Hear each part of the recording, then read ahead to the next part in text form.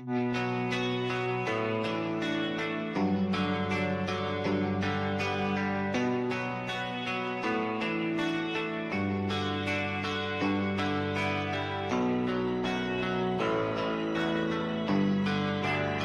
are you feeling? How long have you been here? 3 months, May 17th. And what brought you? That's difficult to answer.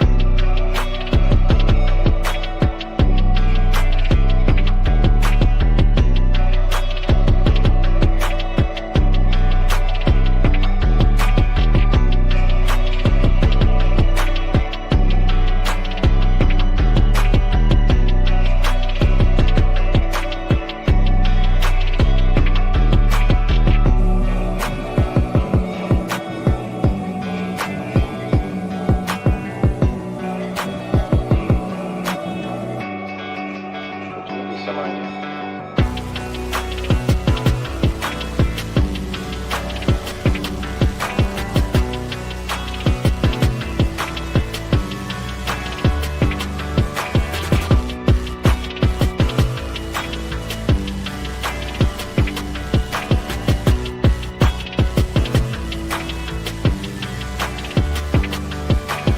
I am not completely like other people. What do you mean by that? People dislike me because I am not completely like them.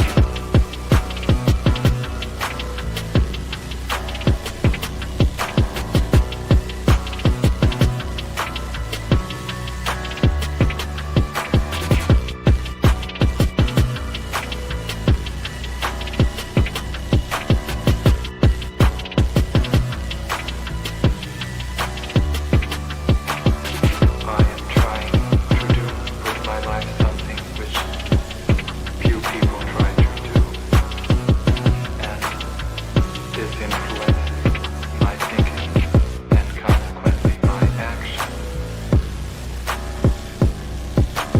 What is it you're trying to do with your life? Play the piano for the people. I'm not clear. How is it that playing the piano for people has eventually resulted in your being here in the hospital?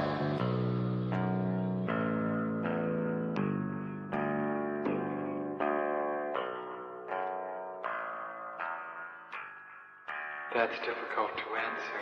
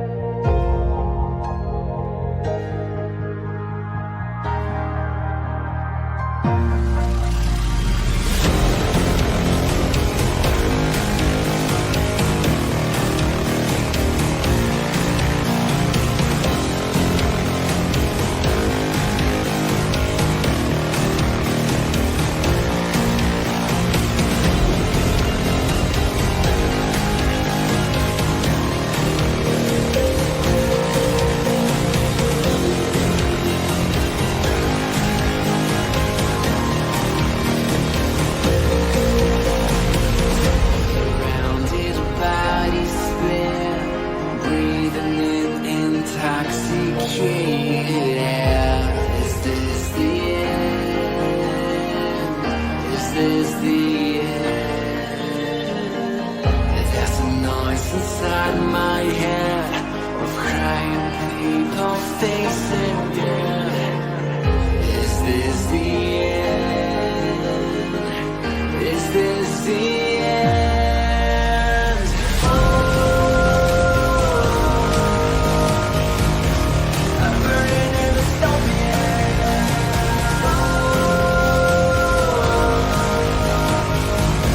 There's no place to hide.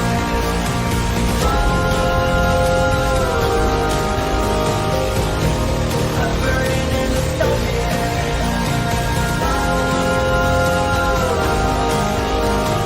This is the final time. What have we done to the world?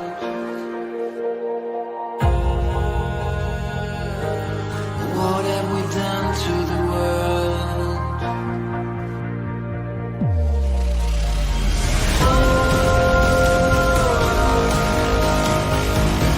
I'm burning in the dystopian.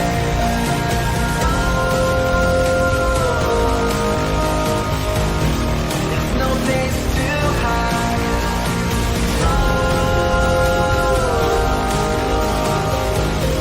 I'm burning in the dystopian.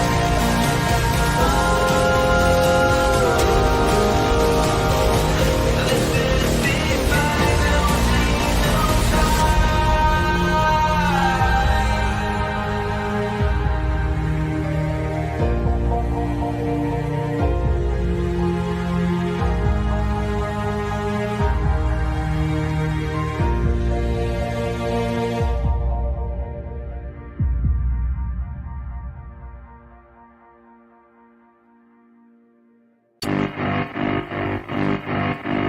Marky got with Sharon, Sharon got Sharia. She was sharing Sharon's outlook on the topic of disease.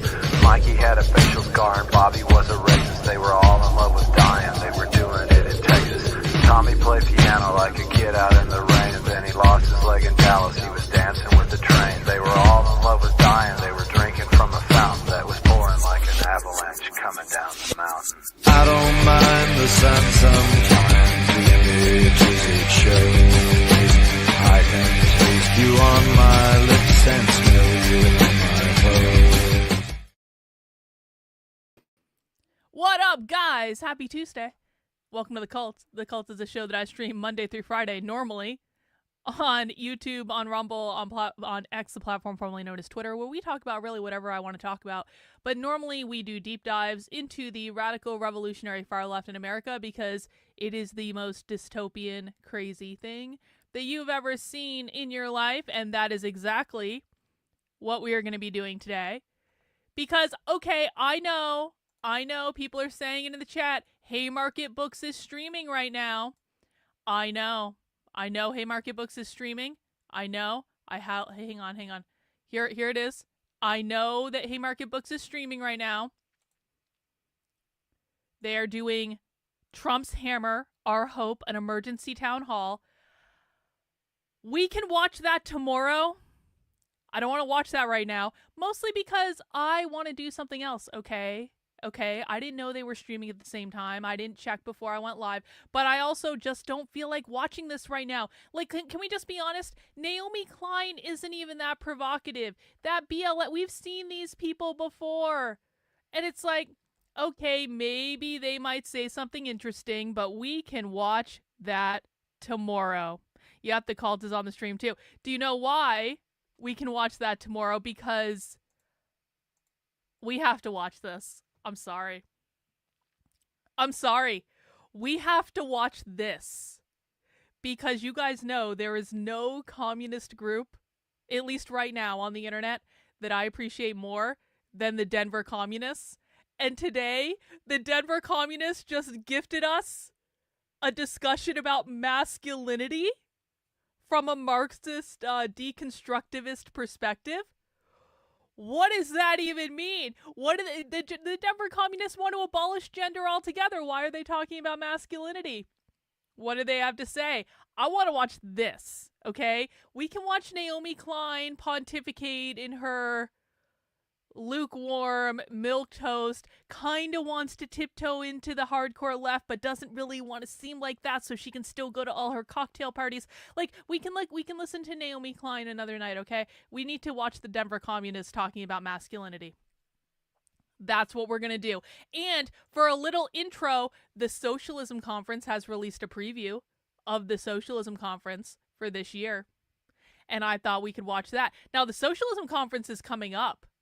I don't know why the socialists did this, but they decided to put their conference on 4th of July weekend. I know that they're making a political statement with this. They're literally scheduling the Socialism Conference over the birth of America. I totally get the symbolic nature of it, but just from a scheduling perspective, it's stupid. You know, I haven't heard back, but I don't think they've actually announced yet, is the thing. I think here is what my gut is telling me. They moved up the date of their conference several months. So the Socialism Conference is usually on Labor Day weekend in September. They've moved it up a couple of months, and I personally think that they're probably scrambling to get everything organized in time. So they haven't notified just normal presenters either way. And actually, they got their presentation proposal process started pretty effing late. They extended their deadline, probably because they didn't have enough submissions. I know how events work, and I know how this stuff all works, okay? So I think they're scrambling. And I think it's going to be interesting to watch what happens. Now, of course, we will be here. Now, listen, it's tough, though, isn't it? Because do I really want to stream the Socialism Conference live on 4th of July weekend? I feel like, you know what? The Socialism Conference did this to fuck with me.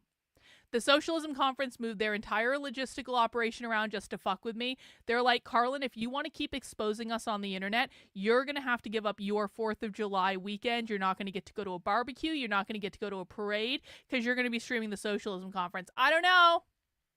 I don't know if people will even be around. We're going to have to play that by ear when it comes around. We still have a couple months to figure that out. Yeah, well, and now we know they do put them all on SoundCloud, but it is nice to watch them live, though, isn't it? It's kind of like a group bonding activity, or maybe like a trauma bonding activity where we all force ourselves to watch way more socialism than anyone should reasonably watch. Did some say masculinity? I don't know, Murphy's Pool. I don't know. Thanks for the super chat, though. So that's what we're going to be doing today on the show, guys. We will watch the Naomi Klein Trump's hammer thing tomorrow. We'll watch it. Fine. And also, Haymarket Books is also streaming on Thursday at 3 p.m., so it'll be early. So we're going to do this live stream, how MAGA is winning hearts and minds. See, this is the one I actually want to see. This is the Haymarket Books webinar I actually want to see. I want to see communists talk about how MAGA is winning hearts and minds. Like, what do they even think? How do they perceive that? So that's what we're going to do on Thursday, and then we'll do Counter-Revolutionary Book Club after this on Thursday. So maybe it'll be a Haymarket type of week. I don't know. But before we get into that, I have a couple quick announcements to make. Yes, we do Counter-Revolutionary Book Club every Thursday at 5 p.m., so we will be doing Counter-Revolutionary Book Club. In addition to this, we're going to do 2 streams in a row. So we're going to do Socialism Live, and then we're going to take a break, and we're going to do Counter-Revolutionary Book Club after that. So before we get into it, I do have a couple quick announcements to make. Number 1. The very best way to support the work I'm doing, because I'm 100% funded by people like you to do these deep dives into the far left, is to head over to my Substack. That is Karlyn, KARLYN.substack.com. Sign up for a membership, $8 a month, $80 a year. You guys keep me in business. I cannot do this without you. If you value the work I'm doing, finding all this stuff on the internet, breaking it all down, please contribute to the cause, because the only reason I get to do this is because of people like you who show up and you actually care, and I really appreciate that. We got a new article over on the Substack today. This is actually in response to someone who asked me a question. So I'm doing this crazy thing called, if people ask me a question in the comments of the Substack, then I write them an article answering the question. I know, it's a shocking new development. But today someone asked me, Karlyn, how can someone be both trans and non-binary at the same time? Isn't that a contradiction? And I was like, to a normal person, that might seem as though it is a contradiction. But when you understand that when queer Marxists say trans, they mean transcend or transform, they don't mean transition, then it all starts to become very, very, very, very clear. So head over to the Substack if you want to read that article. But the big news of today, and why I took yesterday off of streaming, is because the Communist Manifesto, a revolutionary fairy tale, is done. The book is done. The book is going up on Amazon literally as we speak. And if you are a member of the Red Menace Collective, you can head over there right now. That is redmenacecollective.substack.com. This is different than my main Substack. This is a special standalone thing. And if you are a paying member on this site, you can currently download the full book to read before it gets released publicly, because you guys are the ones funding my ability to write the books, and so you get the books before anyone else does, and you also get a free PDF copy along with my thanks for allowing me to do this work for you guys. The Red Menace Collective is where I post draft chapters before I'm done actually writing the book, while I'm kind of still working out the content. Now, this is a little bit interesting because I've never written fiction before. Well, that's not entirely true. I have written fiction before. You guys just haven't seen it, because I've always been, I feel pretty comfortable with nonfiction, but like with fiction, I get so self-conscious. I get so imposter syndrome. I'm like, don't look at me. Don't read my writing. Cause like I'm very self-conscious about my fiction writing. I've never actually released something like this before, but I'm so proud of how it turned out. I really am. Now, some of you may have read the earlier draft chapters that I posted on the Red Menace Collective. I want you guys to know that although the story, the backbone of the story is the same, there are actually a lot of differences. First off, I fixed all the crazy punctuation that people were complaining about, okay? I was doing an experiment. I was trying to make people feel uncomfortable when they were reading the book, okay? Because it's supposed to be an uncomfortable book. I was trying to evoke, I was doing something avant-garde, as I am prone to experiment with at times, and I was experimenting with, can I write this in like an uncomfortable way so that people find it a bit off kilter and they don't know why they find it off kilter? Now, like, the story was always good. I'm sorry. The story of this book is fucking great. But I was playing around a little bit when I first wrote it. So if you read the drafts earlier and you're like, Karlyn, this punctuation is crazy, because I did get that feedback from a couple people. I changed all of it. The punctuation is now normal. It wasn't grammatically incorrect. It was just done in a weird way for purposeful reasons. And so now I fixed all of that. We enhanced the story a little bit. There were some characters in the story that got a little bit of a bigger role, got some more, you got to know them a little bit more, essentially. But I'm incredibly happy with the way this book turned out. I'm really excited about it. I think that people are really going to like it. I think you guys are really going to like it. It is going up on Amazon as we speak. I'm not one to tell tales, but you might be able to currently buy the Kindle version on Amazon. The paperback version tends to take a couple more days to get up than the Kindle version. When Amazon is approving these things, the Kindle version usually goes up like that. The paperback will follow. The paperback might even be up later today. Amazon has actually already approved the paperback. They're just going through the process of actually publishing it. So it might take another day or two, but it will be up this week. The draft chapters bought that are currently listed on the Substack are the old version. The only new version is the PDF. So you got to read the PDF that is in that post if you want the new chapters, because the draft chapters didn't change, because I kind of like the idea. I kind of like the idea of people seeing my creative process, of seeing like this was the first version of it when Karlyn was dicking around with some ideas, but this is the final output of it, because I do actually listen to your feedback. And if you guys are members of the Red Menace Collective, I know that I can be intimidating, and I know I can be a bit of a pain in the ass, and I know sometimes I yell at people when they tell me things. But if you are a member of the Red Menace Collective, or if you're a member of my community that I know, then you can give me feedback, and I do actually listen to it. And that was one of the pieces of feedback that I got. And so I do want you guys to know that one of the cool parts of being a member of the Red Menace Collective is that you guys get to tell me what you think. You get to say, Karlyn, this is good. Karlyn, this is bad. I don't like this. I do like this. And Karlyn, did you think about doing this? I would like to see this. You can give me ideas. You can give me suggestions. I can try to work them into things that I'm writing and take them into consideration. So I want to thank everyone that read early copies of the book, because that was definitely a very consistent thing that people said. And I think I've taken all the feedback into consideration, and the book came out much better because of it. It's significantly better. And and again, the core story, which is what I was always excited about. You guys don't even know. I've had this story in my head for a long ass time. I just was uncomfortable writing fiction and actually putting it out there, so I didn't actually write it. And I never really thought I would write a book like this, to be honest. And now I'm like, this is a whole new world, because I like things that are a little weird and quirky. I know this is shocking information to people who've been around. And so this is an opportunity for me to experiment with creating what I think is really good anti-communist content that could be impactful. I think this book can be taught in schools. I'm not even joking about that.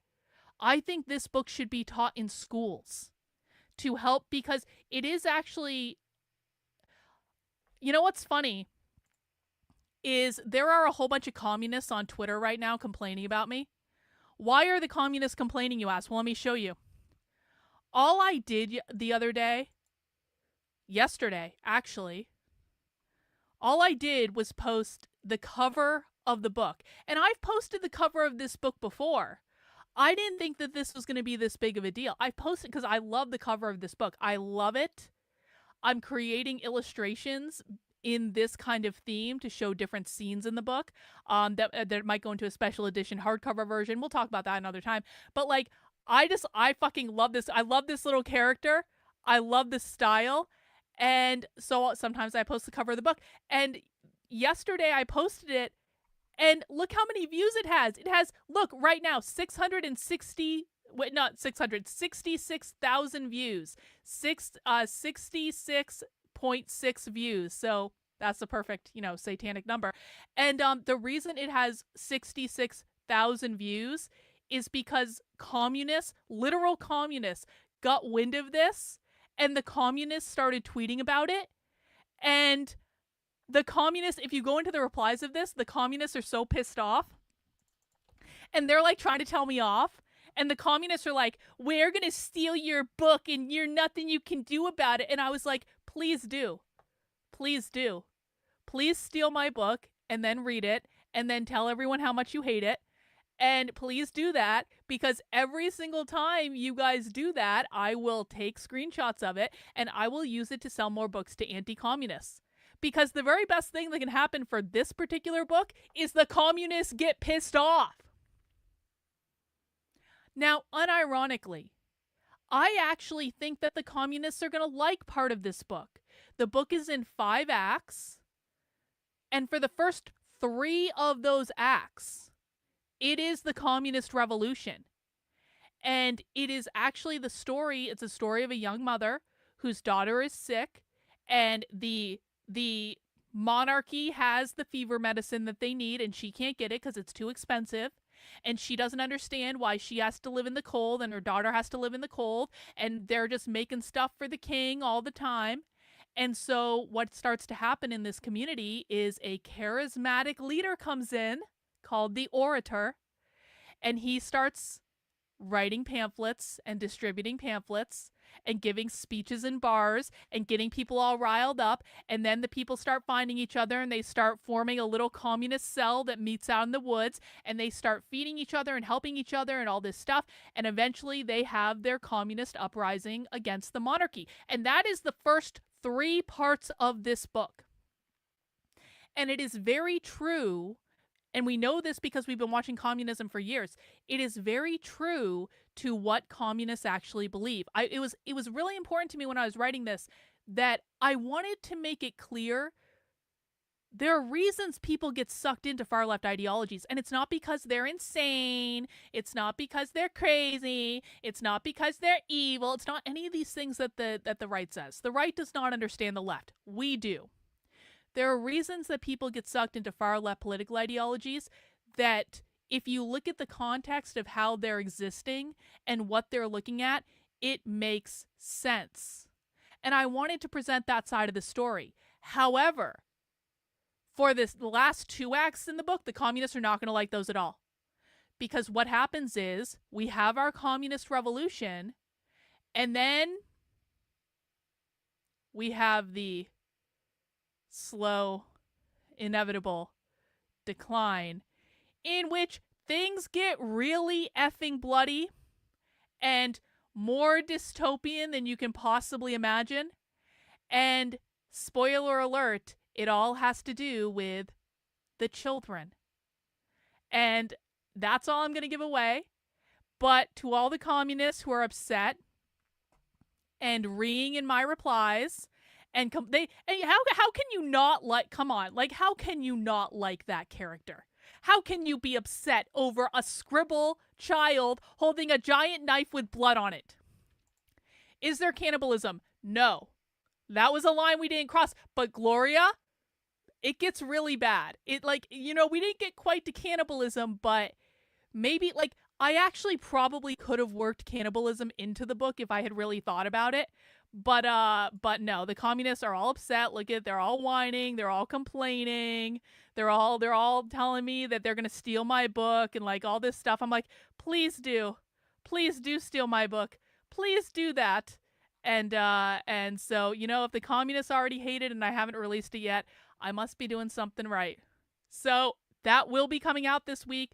I do hope people enjoy it, and I will let you guys know when it's up on Amazon. I will let you guys know when the paperback version is up. I will be releasing the first chapter of the book as soon as it gets up on Amazon, so you will be able to see, like, what is the first chapter, what is the first act, and I will be releasing that soon, and you guys will be able to read that if you want to. But I really do hope everyone likes it. I'm looking forward to it getting out in the world. I want to see what people think, and again, I'm really proud of this, so thank you to everyone who supported me in creating this book. Thank you especially to people like Jennifer and John Morgan and Calvin, who all read the book as like beta readers and gave me some feedback on it because they're more professional writers than I am. I really do appreciate everyone that made this happen, and I just can't wait to see what people think, and I'm very excited. So if you want to download your copy of the book, head over to the redmenacecollective.substack.com. This is where you can get the PDF copy. You can also currently get the Kindle version on Amazon, but the paperback version is not up yet. It should be up in the next 2 days. Just keep an eye out on it, and definitely let me know what you think. Leave a review on Amazon, 5 stars only when you get it. Of course, that's our rule. If you have anything less than 5 stars, keep it to yourself. No one wants to hear it. But 5 stars on Amazon, okay? So that is what we got going on there. And I think, I would like cut off my left foot to see this as a movie. I'm not even joking. I think this would make a great movie. I think this would make a great series on like Netflix or Hulu. Hang on, listen, The Handmaid's Tale is ending. The Handmaid's Tale, I guess, just released the last season, which I'm really excited about because I love The Handmaid's Tale. I love all dystopian things, but maybe Hulu needs something dystopian to replace The Handmaid's Tale. I'm just saying, this would make a great TV show. You could really stretch out this TV show. This TV show has like 5 seasons minimum if you do it right. And I hope that someone does do that someday. I really do. I would love to see this come to life. Like, of course, I have it all in my head. And I'm working on making illustrations and stuff because I will be doing a special illustrated version of it. But, like, I just think it would be so cool. Especially some of the scenes at the end. You guys don't even know. Listen, if you guys like The Hunger Games, trust me, you'll like this book. If you guys like 1984, you will like this book. If you guys like Fahrenheit 451, Brave New World, The Giver, stuff like that, you will like this book. I'm a big fan of dystopian stuff. I've been reading this stuff all my life. This is a story that I've had in my head for a long-ass time. And so I'm pretty sure you guys are going to like it. So head over to Amazon, get it now, or pick up the paperback when it's out in the next day or so. And I really, again, just appreciate everyone who allows me to do this. Thank you guys for making it possible. And let's just dig into our stuff, shall we?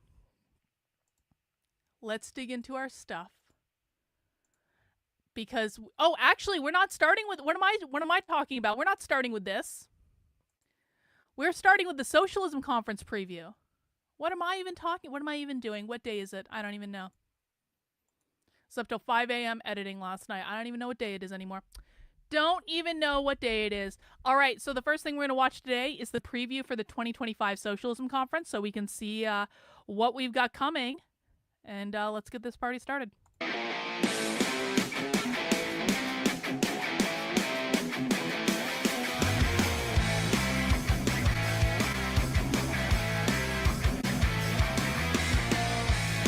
Socialism Conference is a really important way to meet other socialists, learn new skills, learn new insights on a really broad variety of topics.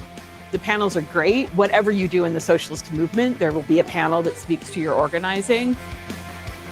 Their side is organized, and we need to be organized too. This is a really great place to do that. Actually being here at the Socialism Conference is really powerful because it makes you feel like you're part of a much larger movement, and a movement that actually has what it takes to win. It's the most amazing collection of people because you're sitting next to somebody whose books you've read and who you've kind of been fangirling, and then next to somebody else who's kind of like the first time they're ever even in a leftist movement space. So it's a really unique space that the Socialism Conference creates. It's an incubator almost. It holds a lot of different people, ideas, thoughts.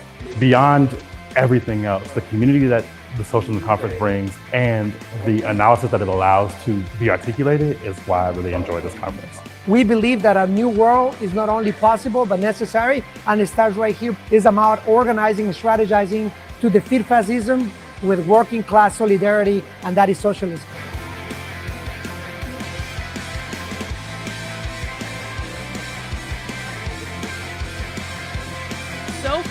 Sophie's going.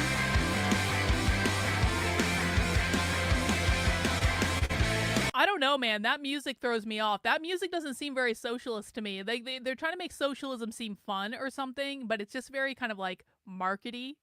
It's very kind of like, dare I say, Socialism Conference. That was a very capitalist music you chose that seems really kind of, I don't know. I wouldn't have chosen that music for this, but that was weird. That was weird. I like how the Socialism Conference is basically trying to make themselves to be like a boy band or something like that. They're trying to make themselves seem like pop culture-ish. But you can see there's a cast of characters there. Amy commented on the masks. The reason they're wearing masks is that it is actually a requirement at the Socialism Conference to mask to this day. They do still believe there's a pandemic. And this is not about hiding your identity. They really do believe that there is a pandemic. They really do believe they're engaging in community care. As a reminder, this is their private space. I've been undercover at this event. I've been behind closed doors with them. They wear the mask behind closed doors when they're with all their friends because that is what they're doing at this conference. It's a bunch of socialists hanging out. They are all friends with each other. They all know each other. So it's not like they're hiding their identity from anyone. This actually is just a thing on the left where they still believe there's a pandemic. And that's just the way it goes. So looking forward to the Socialism Conference for this year. We will be streaming it. Maybe I'll even go. Maybe I'll be there. Socialism Conference. Maybe I've got another surprise planned. Do you guys know the Socialism Conference changed their rules just in response to me? They issued a new warning last year. We called it the Karlyn warning because they issued a new warning to all their talks last year that, just a reminder, you are in a place where you could be recorded. That was after I recorded all their asses the previous year because they forgot that they could be recorded because they were in public, whether they like it or not. Anyway, maybe I'll return socialism. Maybe, baby. All right, guys, we're going to get into our main show, which is we are watching the Denver Communists talk about masculinity. If you've never watched the Denver Communists with us before, you are in for a treat. If you are new to socialism, the Denver Communists are actually a great place to start because they say the quiet part out loud all the time. And they generally do speak in relatively plain spoken language, and so it is a good introduction for newbies. But as a reminder, if you have any questions, please let us know in the chat. It is difficult for me because I've watched so much socialism to understand things that might need to be broken down for new people. That's just because my head is in this stuff all the time. And so if you find yourself confused and you're like, why isn't Karlyn explaining this? Please ask me. And I do genuinely mean that. But you have to understand that I've heard so much of this stuff over and over and over again over the past almost 4 years now. It's been 4 fucking years since I started watching these trainings. I didn't start out with hardcore socialism. I kind of slid into hardcore socialism, but I was thinking about this last night. I started watching this type of content at the beginning of 2021. 2021, 2022, 2023, 4 years. I've been watching this content almost every day of my life. And so what I'm telling you that for new people, because I have a very different perception of this content than you do. And so you have to help me help you. If you need me to break stuff down, make it simple, I will. But sometimes just because I've heard the same thing so much over and over and over again, it just doesn't even register to me sometimes. And so ask questions in the chat if you have them, and we will be happy to help people understand what's going on. But we are watching this presentation, Masculinity, a Marxist deconstruction. And there's not really anything in the... Oh! They have tagged Intro to Social Reproduction Theory, which we know is about the nuclear family, so this probably has to do with social reproduction theory. All right, let's see what they had to say.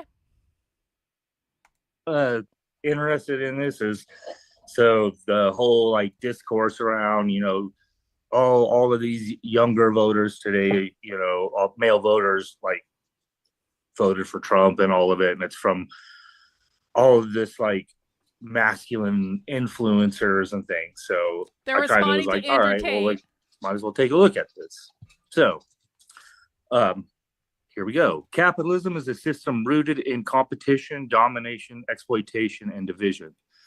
The system enforces toxic and violent behaviors across the class, gender, and racial spectrum. These behaviors are woven into the very fabric of capitalism and are vital to its success. One of these toxic and often violent behaviors is masculinity. Oh! Under capitalism,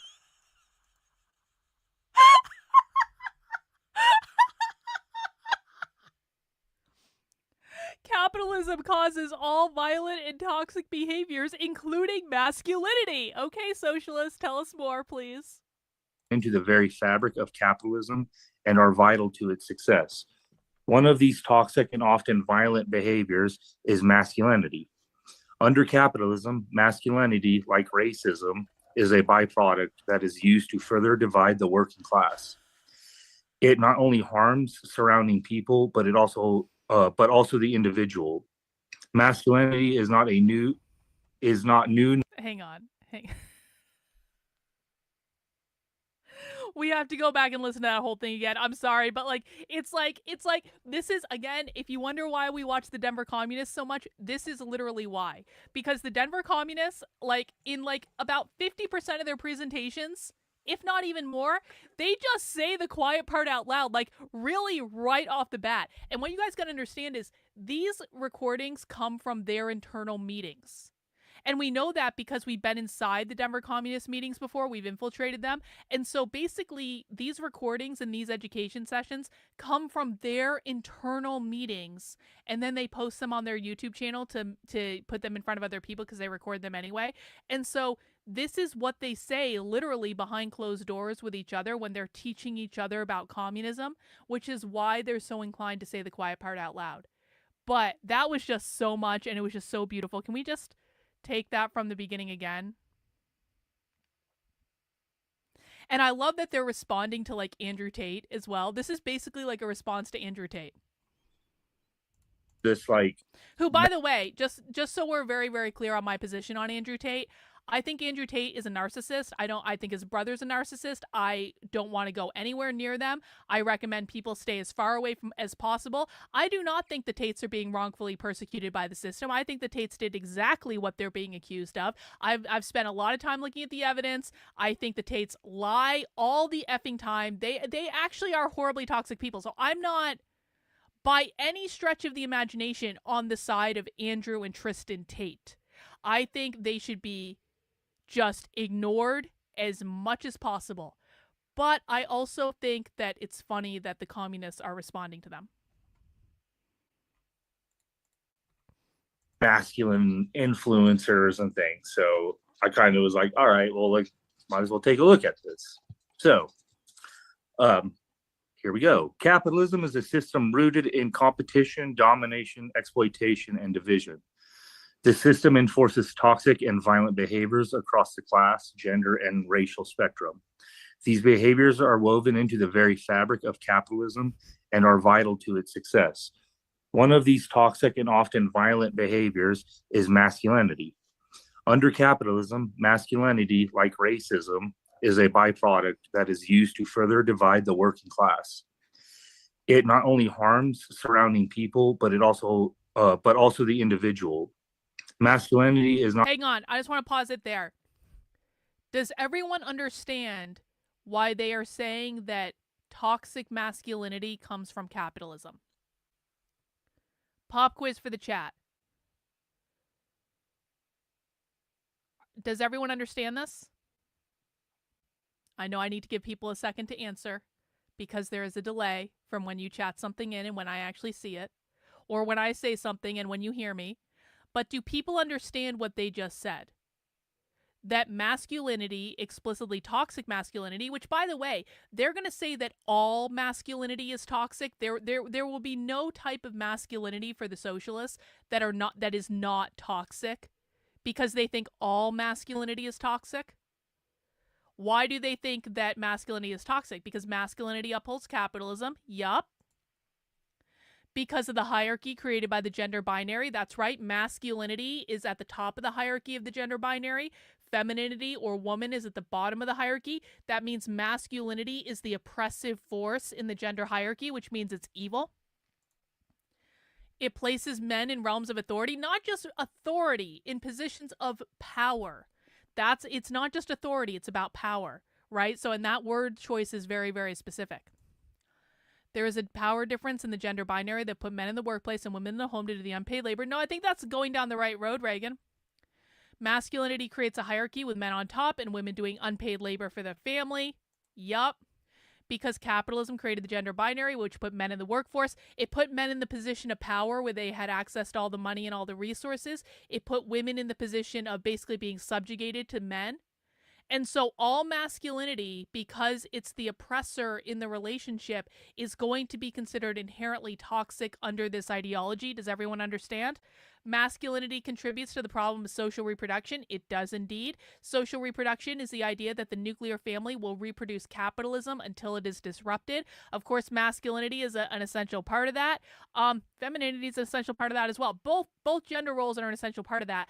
But essentially, the left wants to disrupt the nuclear family because they believe it will disrupt the reproduction of capitalism. The gender binary causes the distinction, which inherently causes hierarchy. It has to do with the patriarchy. Yep, the patriarchy is the name for the gender hierarchy. So when men have the ability to oppress women, that's called the patriarchy, and they believe that ability was created by capitalism, which put men over women in terms of like the workforce. Well done. Is not new, nor was it born solely out of capitalism. It is a social construct that we have placed on ourselves, and we can look. Hang on, I need to rewind that. That was just great. Hang on. It actually answers the question we just answered. These behaviors are woven into the very fabric of capitalism and are vital to its success. One of these toxic and often violent behaviors is masculinity. Under capitalism, masculinity, like racism, is a byproduct that is used to further divide the working class. It not only harms surrounding people, but also the individual. Masculinity is not new, nor was it born solely out of capitalism. It is a social construct that we have placed on ourselves, and we can look back historically to understand its rise and work to dismantle it. So when socialists say something is a social construct, essentially they mean that it's not real. It's just an idea. It was an idea that capitalism created in order to reinforce whatever oppressive system it's trying to reinforce at the time. And because it's not even real, that means we can just get rid of it. And if we just get rid of the idea, and if we abolish capitalism, it will no longer perpetuate this idea, because they believe that masculinity will only exist if capitalism exists. Capitalism, as a reminder for people who might be new, is defined as private property ownership. That is the explicit definition. There is no other definition that matters about capitalism when it comes to the far left. That's it. So they believe that private property ownership created the social construct of masculinity because it put men in certain cultural roles within society that gave them access to more power and more resources.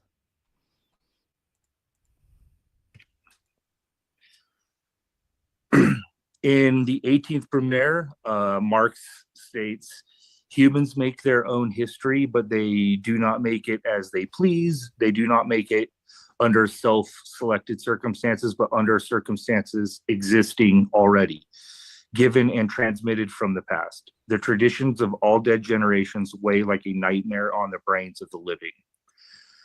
Since the rise of class society, masculinity in all its toxic forms has existed. It has helped shape the world we know today.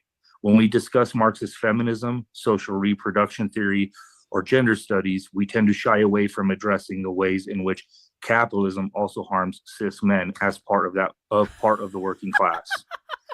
Of course, we know that overall cis men face the least amount of oppression under capitalism, and many aspects of current society are designed for their benefit. However, as we will see, the creation and upholding of the concept and norms of quote unquote masculinity truly only benefit the ruling class at the end of the day. Dismantling capitalist masculinity is essential for total human liberation. There's Andrew Tate. Dismantling capitalist masculinity is essential for, human liberation, essential for freedom. That means in Marxism, there will be no more masculinity because you have to abolish Marxism in order to achieve, you have to abolish capitalism, which will abolish masculinity in order to achieve your perfect Marxist utopia. So,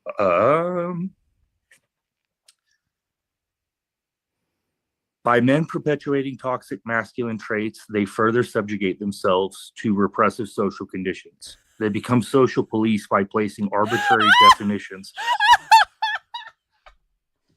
This is one of those things that's only funny if you understand communism, okay? So if you're like, Karlyn, why is that hysterical? What they just said is men become social police. Under the left's ideology. The reason they hate the police and they want to defund the police and they want to abolish the police is they believe the police are the enforcement of private property, the managers of private property. The police only protect the property holder. They don't protect people. And so now they're saying that men are like the social police. So they're saying men are the enforcement mechanisms of capitalism, or masculinity is the enforcement mechanism of capitalism. Again?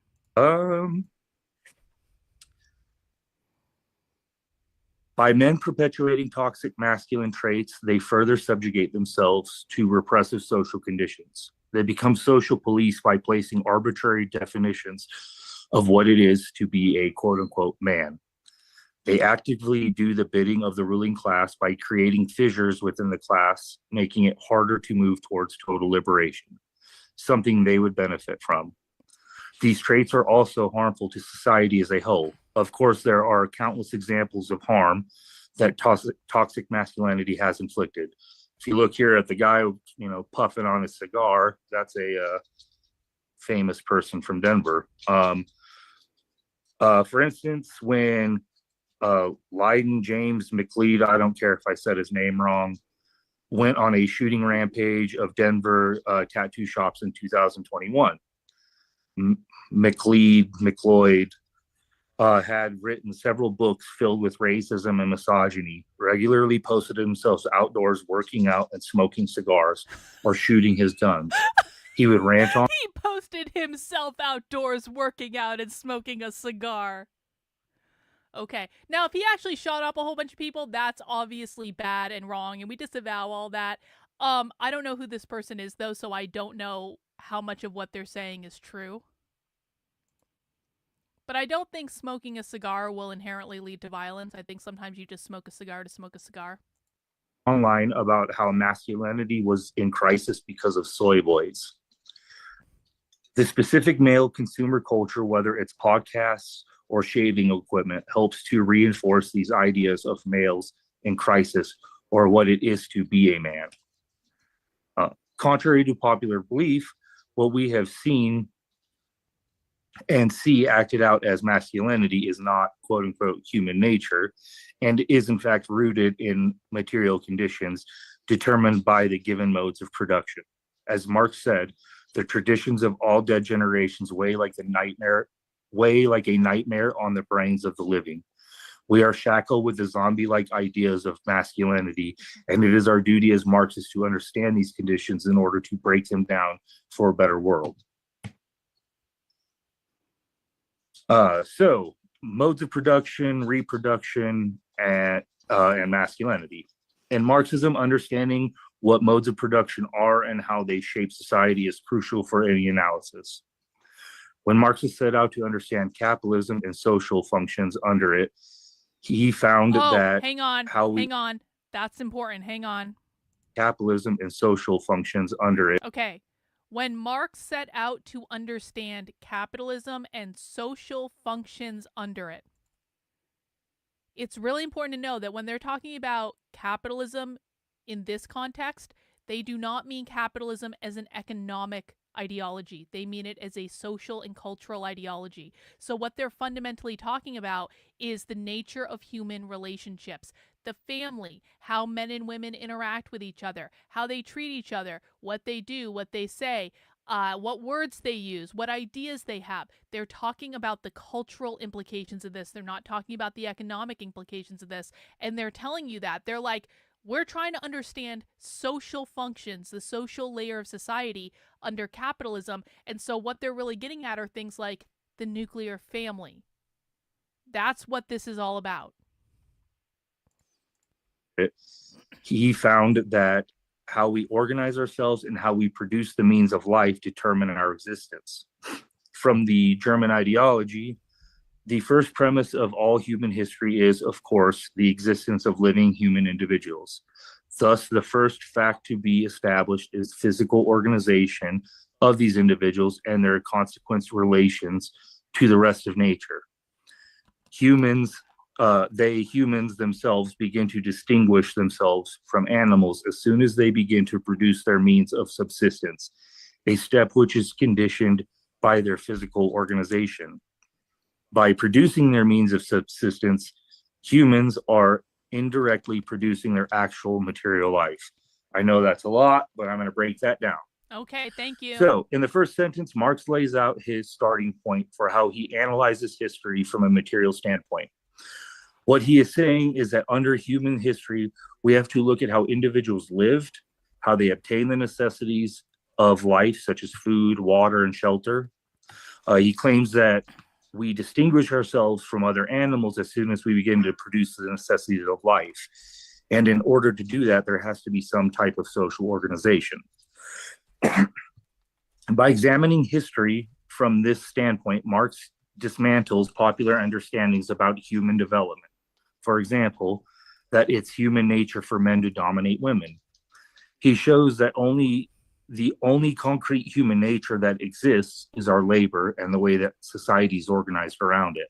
Wow. Not eternal male dominance over all. It wasn't until the rise of agriculture and primitive accumulation of goods through shifts in property relations that we see the idea of male supremacy begin to take shape. Oh, speaking of male supremacy, I have a surprise coming up in a couple of weeks. We have our first large spy stream infiltration, and I'm not going to tell you what it is yet, and I'm not going to tell you where it is, and I'm not going to tell you when it is. I'm just saying that if you are interested in the topic of exploring how socialists and leftists perceive male supremacy, I've got a really big spy stream coming up, and it's going to be awesome. And I'll tell you guys about it on our private community calls or for movie night or things like that when we have a little bit more privacy. But I want to let you, I'm really excited about it, and you guys are going to love it, and it's going to be so fun. So make sure you join the Substack. That is Karlyn, Karlyn.substack.com, and you will get notified when we do that spy stream in a couple weeks. As agriculture becomes dominant over gathering and hunting societies, social relations begin to change. The family relation began to transform from an egalitarian matrilineal form to an individual patrilineal form. As Engels stated in The Origins of the Family, monogamous marriage came on the scene as the subjugation of one gender by the other, as the proclamation of a conflict between the genders unknown. Throughout the whole previous historic... We gotta read that. That came from Engels in that book? That monogamy is about the subjugation of gender? This is why they don't like monogamy. I never knew where that came from. Again? To an individual patrilineal form. As Engels stated in The Origins of the Family, monogamous marriage came on the scene as the subjugation of one gender by the other, as the proclamation of a conflict between the genders unknown. Oh. Throughout the whole previous historic period. By the way, just again, another side note. Another project I'm working on is I'm going back. So a lot of these books, like the Communist Manifesto, Engels' The Origins of the Family, all Marxist Capital, there are all these communist books that are in the public domain. And so what I'm going to be doing is I'm going to be taking all the communist books that are in the public domain, and I'm going to be publishing them under my publishing company. And I'm going to be putting like some essays around them that are like snarky takedowns. This is not like the Debunking the Communist Manifesto book. That was a full-on 400-page rant. I'm talking, and I am going to be doing a Communist Manifesto version of this. So I basically have, this is going to be coming soon. I basically have, like, if people need to buy the Communist Manifesto to read it, to study the left, but you don't want to give your money to actual leftists, you can give it to me, and I'll publish the Communist Manifesto, and then you can give me money from an educational perspective, and I'll write some essays around it that are snarky and, like, make you feel good about hating communists, and I'm going to do that with all these communist books. So basically what I'm trying to do is I'm trying to create a catalog of communist books where I make money off of the communists.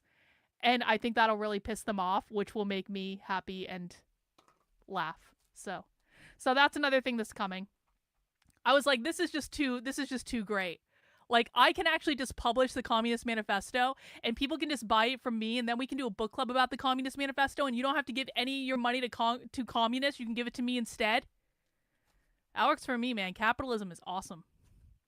Anyway, I need to go back again. One more time, please. Began to transform from an egalitarian matrilineal form to an individual patrilineal form. As Engels stated in The Origins of the Family, monogamous marriage came on the scene as the subjugation of one gender by the other. Hang on. Sorry, I got some chats on Rumble I wasn't paying attention to. Rumble, I'm sorry, I wasn't paying attention to you, but now I've got the chats in front of the screen. Okay. Let's see. So we've got the Neither Knight over on Rumble saying the socialists sound very anti-Darwinian. That's not a good perspective to have. The reason that's not a good perspective is it's not actually true to what they believe. We call that a conservative bullshit talking point over here, which is that it is a conservative, it is a right-wing interpretation of socialists that is not actually hinged into reality with what they believe. That's not your fault. I'm not trying to make you feel bad, but I don't agree with that interpretation. Again, the Neither Knight says on Rumble, do they not understand how masculinity exists in non-capitalist hegemonic systems? What you're seeing and what you're hearing in this is that they disagree with your premise. So if you want to understand socialists, you have to understand that your definitions do not matter. You have to understand that the way you see history and the way you see the world does not matter. You also have to understand that if you go to a socialist meeting and you go, "Excuse me, sir, do you not understand that masculinity existed in non-capitalist hegemonic systems?" The socialists are going to look at you and laugh, and they're going to kick you out. And so there is no amount of like, do you know you're wrong about that? There's no amount of debunking that's going to change their mind. The thing that you have to do to understand the socialists is to listen to what they have to say to understand the world from their point of view. Because, and again, this is specifically for the Nether Knight over on Rumble. Like, they don't see the world the same way as you do. And so when you understand how they see the world, you will understand why they believe what they do. But they believe that capitalism literally started in ancient Sumeria. And so you can say, do they understand that these things existed outside of capitalism? Not to them, they didn't. And that's because you are using your definition of capitalism. You're not using their definition of capitalism, which is private property ownership. So you got to adjust your perspective when you're watching this if you actually want to understand it. Okay. Again, last time, promise. Egalitarian matrilineal form to an individual patrilineal form. As Engels stated in The Origins of the Family, monogamous marriage came on the scene as the subjugation of one gender by the other, as the proclamation of a conflict between the genders unknown. Throughout the whole previous historic period, it opened the epoch that has lasted until today, in which every step forward is also relatively a step backwards, in which prosperity and development for someone is won through the misery and frustration of others. As Marx laid out, human production for the necessities of life is what makes us quote unquote human. But with production, look at this slide. This will explain to you what communists think. When they say, or when we say having children, propagation of the species is having children, what communists hear is you are reproducing the labor force. So this is like the fundamental distinction between how a non-communist would view something and a communist. A non-communist would say having kids. A communist would say you are reproducing the labor force. It is two fundamentally different perspectives. A non-communist would say that getting married and being in a monogamous two-person relationship is probably a pretty reasonable way to live life because that's just what most people do. A communist would say you are literally reproducing oppression if you do that. You can see here too, changes in modes of production and property relations. So they view gender as a form of property relations because capitalism is defined as private property ownership. And they believe there was a transition from matrilineal property relationships to patrilineal property relationships, which means women used to be on top and then men became on top. They didn't so much mind when the women were on top, though, for some strange reason. And because when the women were on top, they believe that when the women were on top, society was more communal.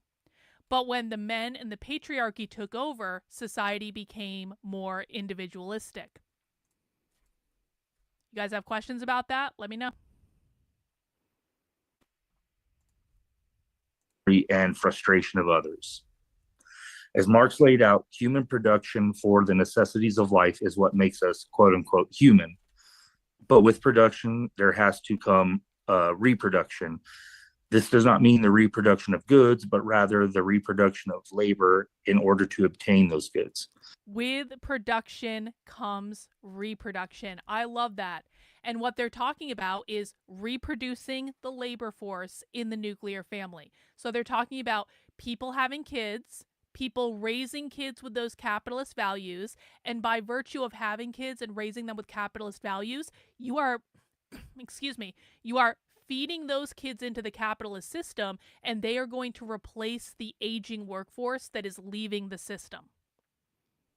And that is what keeps capitalism going, is capitalist families having kids in a nuclear monogamous relationship, those kids growing up with capitalist values, those kids becoming workers, and then the cycle repeats and repeats and repeats. This is what social reproduction theory is. It is the reproduction of these ideas until the system is disrupted. So in this case, what they're trying to do is disrupt the reproduction of the nuclear family in order to disrupt the reproduction of capitalism. The propagation of the species, as Marx and Engels would say. So social reproduction theory shows how the production of goods and services and the production of life are part of one integral process. Bing. Lisa Vogel states, quote, female oppression derives from women's involvement in processes that renew direct producers, as well as their involvement in production. What she is saying is that female oppression stems from the necessities to quote unquote necessities to reproduce new labors, and that quote unquote necessity comes out of changes in modes of production and property relations. which we have seen transform from matrilineal to patrilineal, from mother to father, from communal to individual. With the rise of private property and primitive accumulation came the need for inheritance of these things through the male line. Thus, masculinity can trace its roots to the transformation of production and property. Oh, masculinity can trace its roots to inheritance. Isn't that interesting? Because one of the reasons the left doesn't like the nuclear family is because you can pass down generational wealth in the form of private property, homes, land, whatever your dead grandfather wanted to will you. You pass that down from generation to generation. It keeps the property privatized within the individual family unit, and that makes it private property, which is inherently opposite of the system that they want. And so they're saying the direct root of toxic masculinity is parents giving their kids stuff, generally speaking, through the male line. So they're when they came up with this idea, you got to keep in mind this was in England, okay? Marx and Engels were in England. What do they have in England? They have a monarchy. They have a peerage system. The peerage system and the monarchy in England passes through the male line, or at least it did back at the point when this was read. You'd have to, like, it was crazy for a woman to become queen back when this was written. It did happen, but it was just like really unlikely because there had to be no other men in the line of succession. So what they're saying is, because you might say, Karlyn, women can pass property down to their daughters, or men can pass property down to their daughters. You have to look at this in the context in which it was written, which is the British monarchy and peerage system, which was through the male line. So that's the context that they have. Yup, it's like how families carry on names too. That's a really good point, Bot. All right, divisions of labor. Divisions of labor are not inherently exploitative or oppressive. In fact, it is a process of human cooperation. During early gathering and hunting societies, labor was divided between gathering and hunting. Popular history will tell us it was women who stayed home and gathered and took care of domestic life, while it was the men who went out and hunt. You know, of course, like the men are big and burly and the women are frail and fragile, as you see with Betty and Wilma. However, this is only partially true and is used to prop up patriarchy and masculinity. Modern anthropological studies show that, yes, women were predominantly in charge of gathering, but unlike popular belief, it wasn't solely women who did this, and it wasn't out of, quote, female fragility. Many people in these early societies helped with this task, such as elderly men who may not have had the stamina to hunt anymore. Children, as they grew up, also helped, and men, when hunting was may not have been in season or favorable. Hang on, we got a super chat from Rottweiler. Thank you for being a member of the channel for 14 months, Rottweiler. I really appreciate it. I've heard IRL commies who speak against lineages as a way to trace familiar relationships, saying it's a eugenicist term. I've never heard them say it's a eugenicist term, but maybe. Thanks for bringing it up. We'll keep an eye on that. Women also helped with hunting as conditions were needed. And these early societies, gathering was how the vast majority of food for the group was obtained, meaning that, quote, women's work of gathering was actually vital to survival and therefore placed them in a predominant position in society. Hunting was only a small aspect of these early societies' success. Hunting was time-consuming, it was dangerous, and also required a level of technical advancement, such as the creation of perfected and primitive weapons. Biological aspects did play a role as well. As previously stated, women predominantly did take on this labor of gathering due to the fact that they could bear children and were the only ones who could provide early childcare through feeding. Again, this wasn't out of some inferiority of women to men, but rather hunting with a newborn would be difficult and annoying, not just for the mother, but also for the child. So these divisions of labor were crucial to success of early humans. As society began to move away from gathering and hunting to agricultural and animal husbandry, divisions of labor like modes of production and reproduction began to take on alien forms with the rise of patrilineal society and primitive property. In the German ideology, Marx explains, at the same time, through the division of labor inside these various branches, there develops various divisions among the individuals. Cooperating in definite kinds of labor, the relative positions of these individual groups is determined by the modes employed in agriculture, industry, and commerce, parentheses, patriarchalism, slavery, estates, classes. One of these various divisions is masculinity. With the rise of classes came the rise of a dominant class over another, the owning class over the laboring class. Alongside this came further divisions within groups. In the origins of the family, Engel draws the similarities of the house being the factory, the man, the bourgeoisie, and the woman, the proletariat. So Wait. one last... He just said it.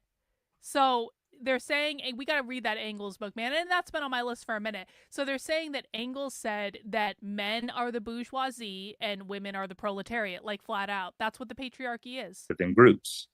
In the origins of the family, Engel draws the similarities of the house being the factory, the man, the bourgeoisie, and the woman, the proletariat. The house is the factory, the man is the bourgeois, the oppressor, the woman is the proletariat, the oppressed.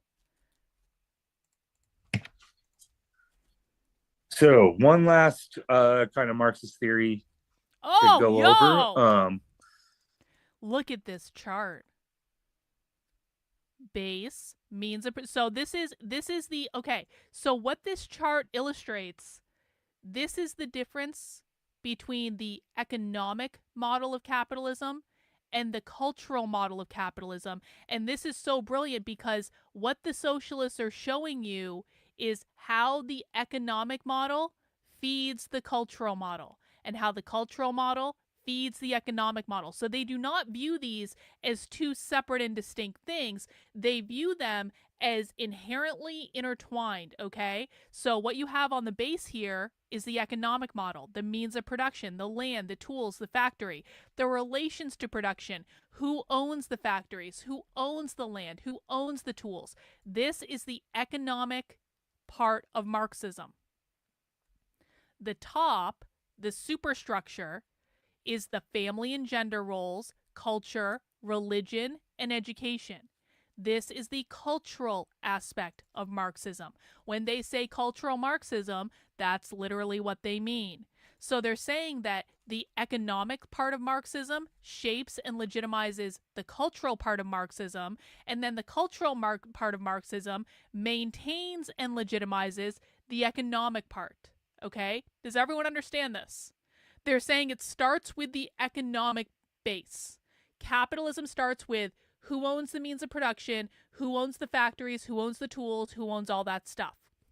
But by virtue of who owns the factories, who owns the tools, who has all the private property, those aspects create the social relations. So the economic feeds the social relations, and then the social relations reinforce and perpetuate the economic relations. Does everyone understand this? You do not understand the left if you do not understand this.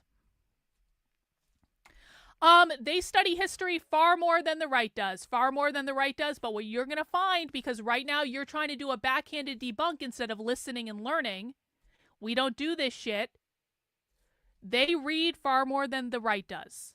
They understand far more than the right does. They spend more time educating themselves than the right does, and it's not even close.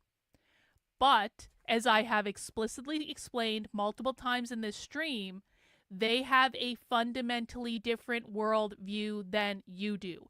Your way of seeing the world is not the only way to see the world. And if you think that your way of seeing the world is the only way to see the world and everyone else is wrong, then that is a closed mind that is not capable of learning. And I like to think that my audience doesn't have closed minds and they are capable of learning. Does everyone understand how this works? The economic model of capitalism. You have no idea who I am. No. I know exactly who you fucking are. I know exactly who you fucking are. Do you know how I know exactly who you fucking are? Because I've been doing this for 4 fucking years. Do you think that you are the only person to ever come onto my channel in 4 years and say, excuse me, does the left even know history? Do you think you are the very first fucking person to do that? You want to argue with me? Do you think you are the first person to come on my channel and ever say that? Yes or no? If you say anything other than yes or no, you're permanently banned from my channel. I said I was going to get rid of permanent bans, but that doesn't apply to people who are proactively arguing with me when I'm trying to teach people something. I don't see you saying yes or no. Last chance. Do you believe you are the only person to ever come on my channel and say, excuse me, do they know that they're not teaching at, oh, wow, you didn't listen. Oh, now you're permanently banned. Oh, no, bye. It's like these people never fucking get it. This is why, like, I cannot get rid of permanent bans on my channel because I will just get assholes like that in the chat arguing with me. I can't have that. I don't have time for that shit. That person was just going to waste our time and they can whine and cry into the ether. You don't even know me. Yeah, I do. Yeah, I do. We all fucking know you. Because we have to deal with that insufferable bullshit conservative nonsense all the fucking time. Now let's continue. Let's get back to it. So this should help us tie everything together a little bit more before we get to talk shit about Jordan Peterson and Joe Rogan. Oh! And that is the theory of base superstructure. A simple explanation is that the base represents the economic means of production, land, tools, factory, tractors, and the relations to production. Do we own the land? Do we own the tools? Do we own the factory, or does someone else? Okay, I just need to get this last thing out of my system, and then we're going to listen again.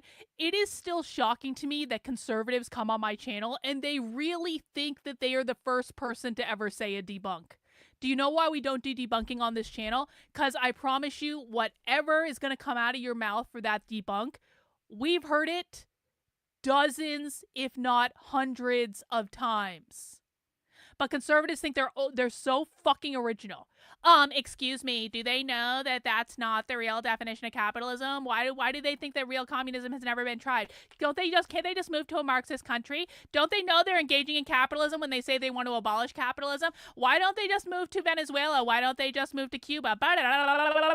It's the same thing fucking over and over. Bro, we're watching videos right now. It's happening live right in front of you. Pull your head out of your ass. Hinge back into reality. Oh, wait.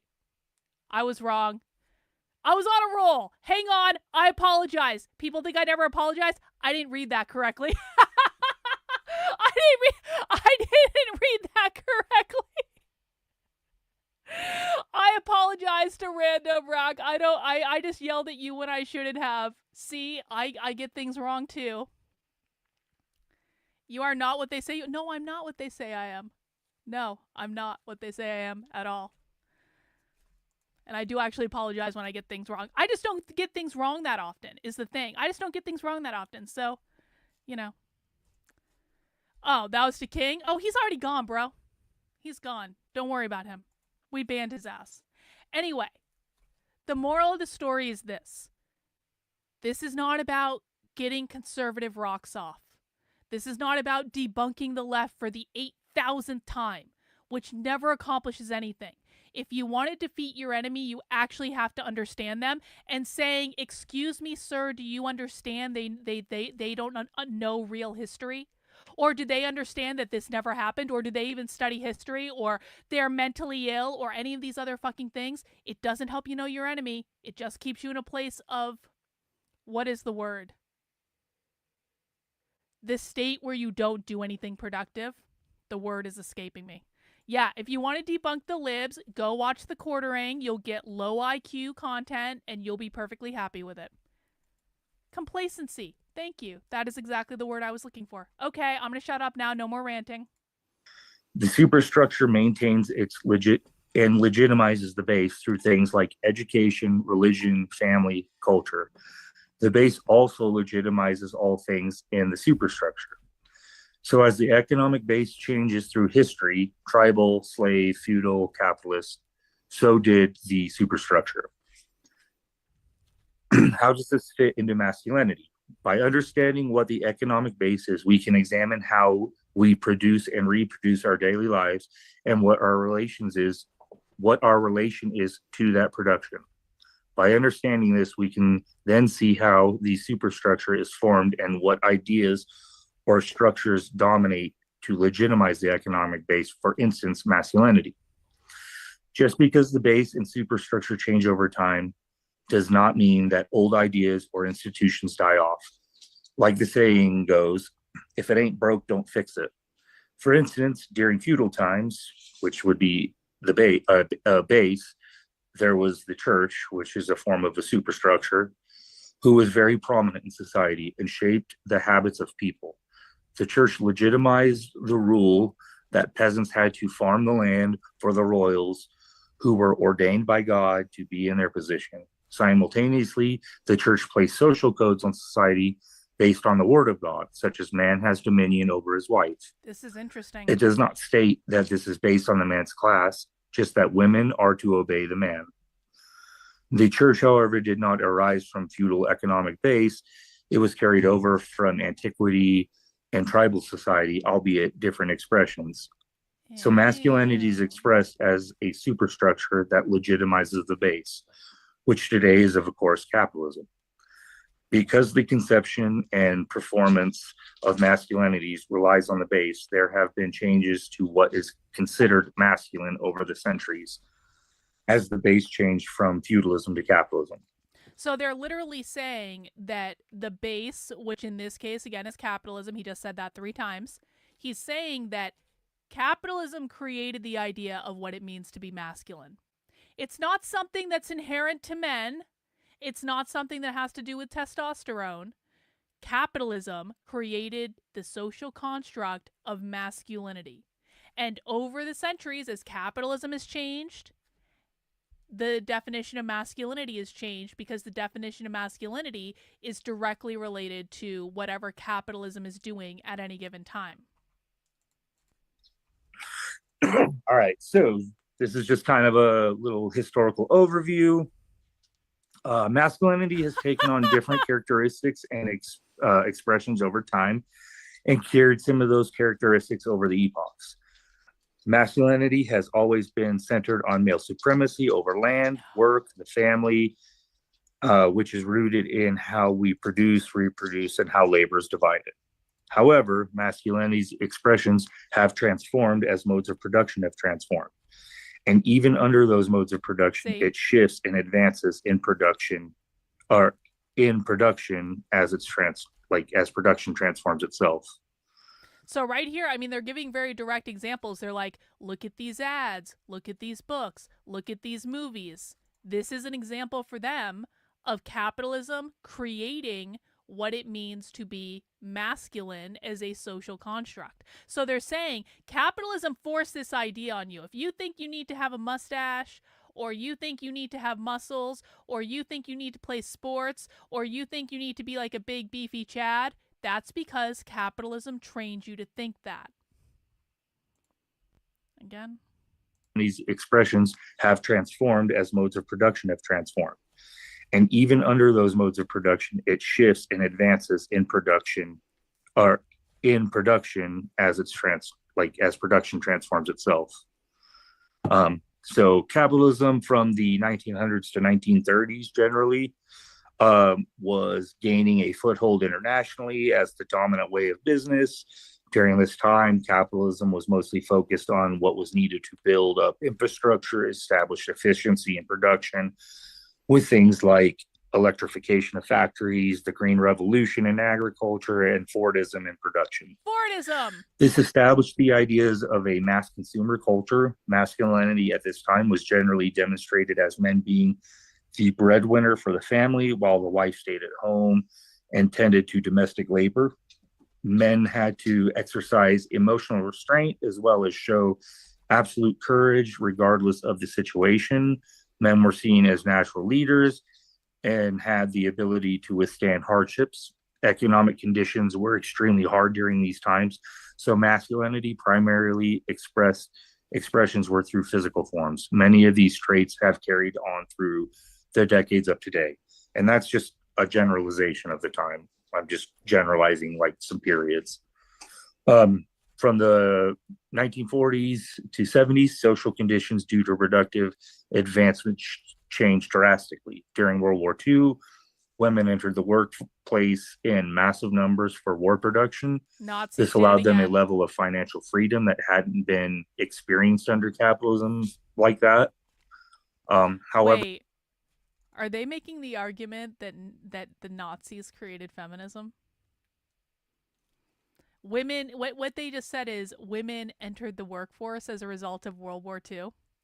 So the inference that we can make is the Nazis created feminism, according to the communists. They're not going to like that interpretation, by the way. But that is kind of what they said. Like, if there hadn't been World War II, then there wouldn't have been women in the workplace, which means the Nazis created feminism. The dissident right's not going to like that either. But whatever. Once the war was over, women were once again relegated to the house in order to fill those positions with male labor. From a capitalist standpoint, keeping the women on would have been better due to lower wages that they paid them, but the fact that they would rather have male labor and pay more shows how deep masculinity runs. During these early post-war years, teenage culture was also established. The civil rights movement brought the question of racial equality to the table. This period is also referred to as the scientific technical revolution, where automation and computers arrived on the scene of production. Being athletic really became a marker of masculinity at this time. Many veterans formed sporting groups to find the camaraderie they missed after the war ended. With teenage culture, sports were a part of the high school experience. This was the cliche jock and nerd times. This was and still is a breeding ground for aggressive and competitive behavior. And today, so from like 1980 to today, the time of neoliberalism once again shifted the productive nature of our society, and this had another transforming effect on our social conditions. Factory production was moved to other countries where corporations were able to exploit cheaper labor and less regulations and oversight. Technology such as computers and communication made huge leaps that transformed every sector of production, causing even more alienation for workers. Rather than being a producing society, we transformed into a consumption society. Masculinity went from hard hats and sports to podcasts and tech bros. As the contradictions of So now they're saying that capitalism created Joe Rogan and Theo Vaughn. Capitalism become more intense in today's world, the ruling class needs to defend it with more and more vigor. The reality of work in daily life under capitalism today is alienating, degrading, and soul-sucking. However, the construction of masculinity says that men should find fulfillment in work, climbing the corporate ladder, and being a temporarily embarrassed millionaire.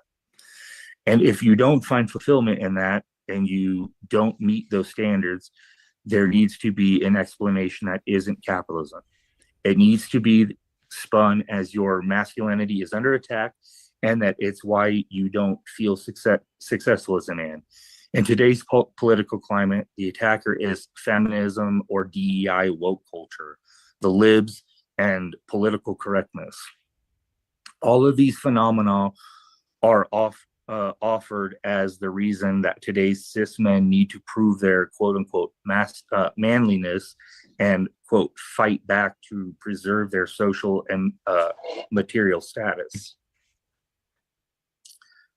The overall superstructure of masculinity with which reinforces capitalism must also therefore be defined by the bourgeois who benefit be defended by the bourgeois who benefit from it. In the German ideology, Marx states, The ideas of the ruling class are in every epoch, the ruling ideas, i.e., the class which is the ruling material force of society is at the same time the ruling intellectual force.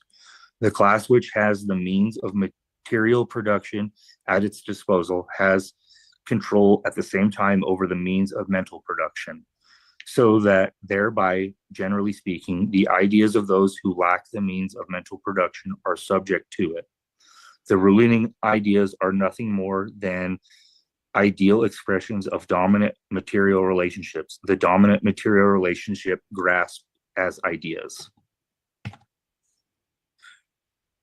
So, how is the ruling class of today controlling mental production and ideological dominance when it comes to masculinity?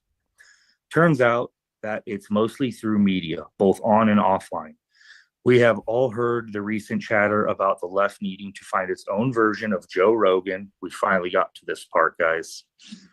In order to counter the harmful narrative being pumped out by the reactionary Manosphere, a collection of media outlets and figures that promote misogyny, homophobia, and men's rights groups.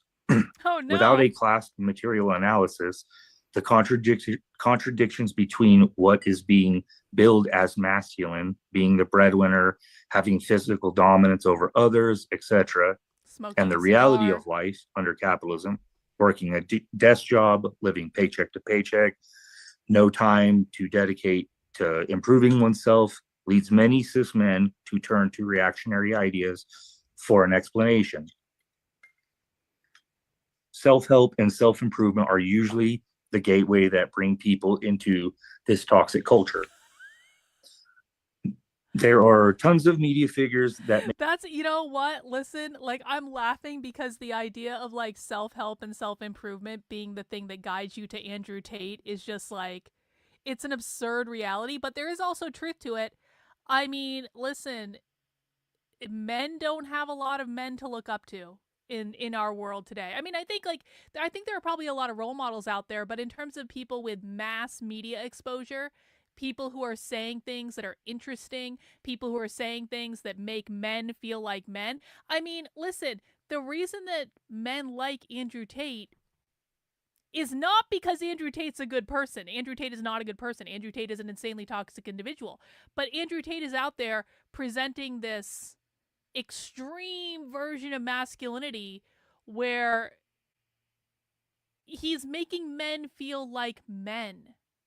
And so the men, because, I mean, and I bet you that a lot of the people that really like him, probably he's the first person in their lives to make men feel like men. And so if he makes them feel really good and he makes them feel really masculine and he makes them feel like, oh my God, like I'm someone that should be listened to in the world. I'm someone, I've got like, you know, I'm this masculine beefy man. That's going to help them overlook the things that they don't want to see about him, which is he is a very toxic individual that is absolutely guilty, probably, allegedly, of the things he's been accused of, but they're willing to overlook that because of how Andrew Tate makes them feel. Does everyone understand that? It's not as though people are unaware of the accusations against Andrew Tate. It's not as though people can't just look at any of the videos that have been around about him. This information is available, but they don't care because Andrew Tate makes them feel like men, and probably for a lot of them, he's the first person that ever did that because we don't have those types of role models in society. A lot of people really like Jordan Peterson. Now, Jordan Peterson has fallen out of favor with a lot of the men that he helped a lot. I mean, and I think it's a sad thing. Jordan Peterson is one of those cases where, like, all idols have clay feet. And there was a time when Jordan Peterson was helping a lot of people and helping a lot of young men and telling them things that they needed to hear when no one else was telling them that stuff. And so now Jordan Peterson kind of sucks and they don't like him anymore. But he was the one that at that time, ironically, was making them feel like men. And probably the same is true of Joe Rogan. Joe Rogan's just a guy hanging out, talking to people he wants to talk to, you know? And so I guess what I'm saying is for people, you have to understand that human beings make decisions emotionally. Human beings don't make decisions rationally.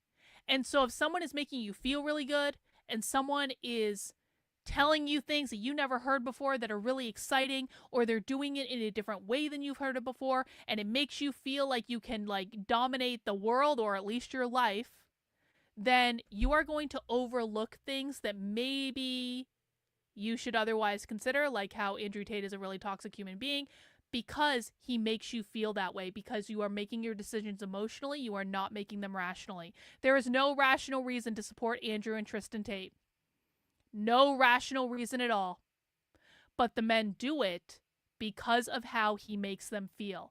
And wouldn't it be better if there could be, I don't know, maybe a different role model that's not a sex trafficker, allegedly?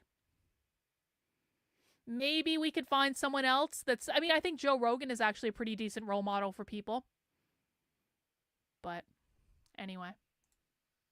Make up the Manosphere, and two of the most prominent are our best friend, Jordan Peterson, and the other dirtbag, Joe Rogan, who are both hosts of extremely popular podcasts, with Joe topping the podcast charts weekly and averaging 14 million listeners per episode, the overwhelming majority of which are cis men.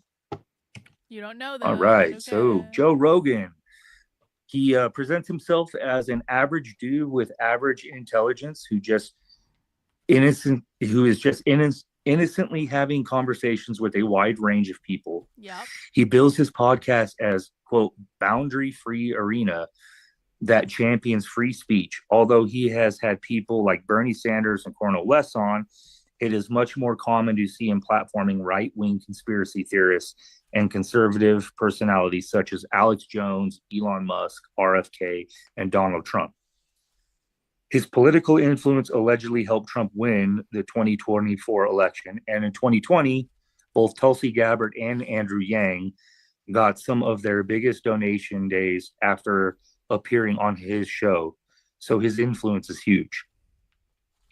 He presents himself as a strong masculine figure who is concerned with working out, young men's health, smoking cigars, and drinking whiskey. Defending masculinity from the woke left is a common theme running through almost every episode. As Marx would say, reinforcing the ideas of the ruling class's dominance. An example of this is Mark Zuckerberg's recent appearance on the Joe Rogan Experience, where he explicitly addressed his belief that there is a need for, quote, masculine energy in corporate environments, suggesting that companies have become, quote, culturally neutered by moving away from what they call traditional masculine traits like aggression and assertiveness. He cited his martial arts practice as a source of what made him masculine, saying that beating his male friends up has been a positive experience. That sounds like something he would say. On the other hand, Jordan Peterson presents himself as an intellectual and an academic who defends masculinity, Western values, and traditional family structures. To quote from the Denver Communist pamphlet on him, his supporters are those... Wait. The Denver Communists have an entire pamphlet on Jordan Peterson? I'm going to have to look this up. Apparently, I have not been on their website lately. Most susceptible to regressive ideology during a time of permanent crisis. He is horrified by feminism and urges men to reclaim their masculinity in order to regain what he sees as their rightful place in society. In Peterson's misogynist conception, masculinity is, quote, order, and femininity is, quote, chaos. He values competition and dominance, hierarchies above all. His worldview is one in which the strong rule over the weak. To Peterson, divisions must be strictly maintained, whether gender binaries, property rights, or national borders. This is the essence of capitalist ideology, and he sees himself as safeguarding it from outsiders and the, quote, woke rabble. Wait. The Denver Communists have added documents to their homepage since the last time I was there. Let's see. Palestinian Liberation. These are pamphlets. They've got more Palestine. Neo-Nazi. What? neo-Nazi Bible study. Okay. Defund the police. On strikes. Holy shit, I love the Denver Communists so much. Mass demonstrations. I don't know what that means. Trans liberation. I don't see the Jordan Peterson pamphlet though. Look at this! It's not us, it's capitalism. The right's justification for their assault on trans rights is as hollow as them branding themselves pro-life. The fact that gender-affirming medical care saves lives, trans people are vastly more likely to be victims than perpetrators of assault, and the mental health of students vastly improves if they are allowed to live their authentic lives. The real reason for the assault is bigotry, transphobia, homophobia, misogyny, and the gender binary. And the gender binary, that means men and women, are all connected with deeply embedded in the capitalist ideology. LGBTQ plus oppression developed with the emergence of societies and the nuclear family under capitalism. I love it when they say the quiet part out loud. Rottweiler, thanks for the super chat. Peterson was on point on some stuff and he was getting closer to pointing out communism, and then the Daily Wire bought him, and we all know how that ended. Well, it looks like the Daily Wire is going bankrupt, and so joke's on them. But I really want that Jordan Peterson pamphlet. It looks like they have some more pamphlets they don't have on their website. Hopefully they put that up at some point. All right, let's go back.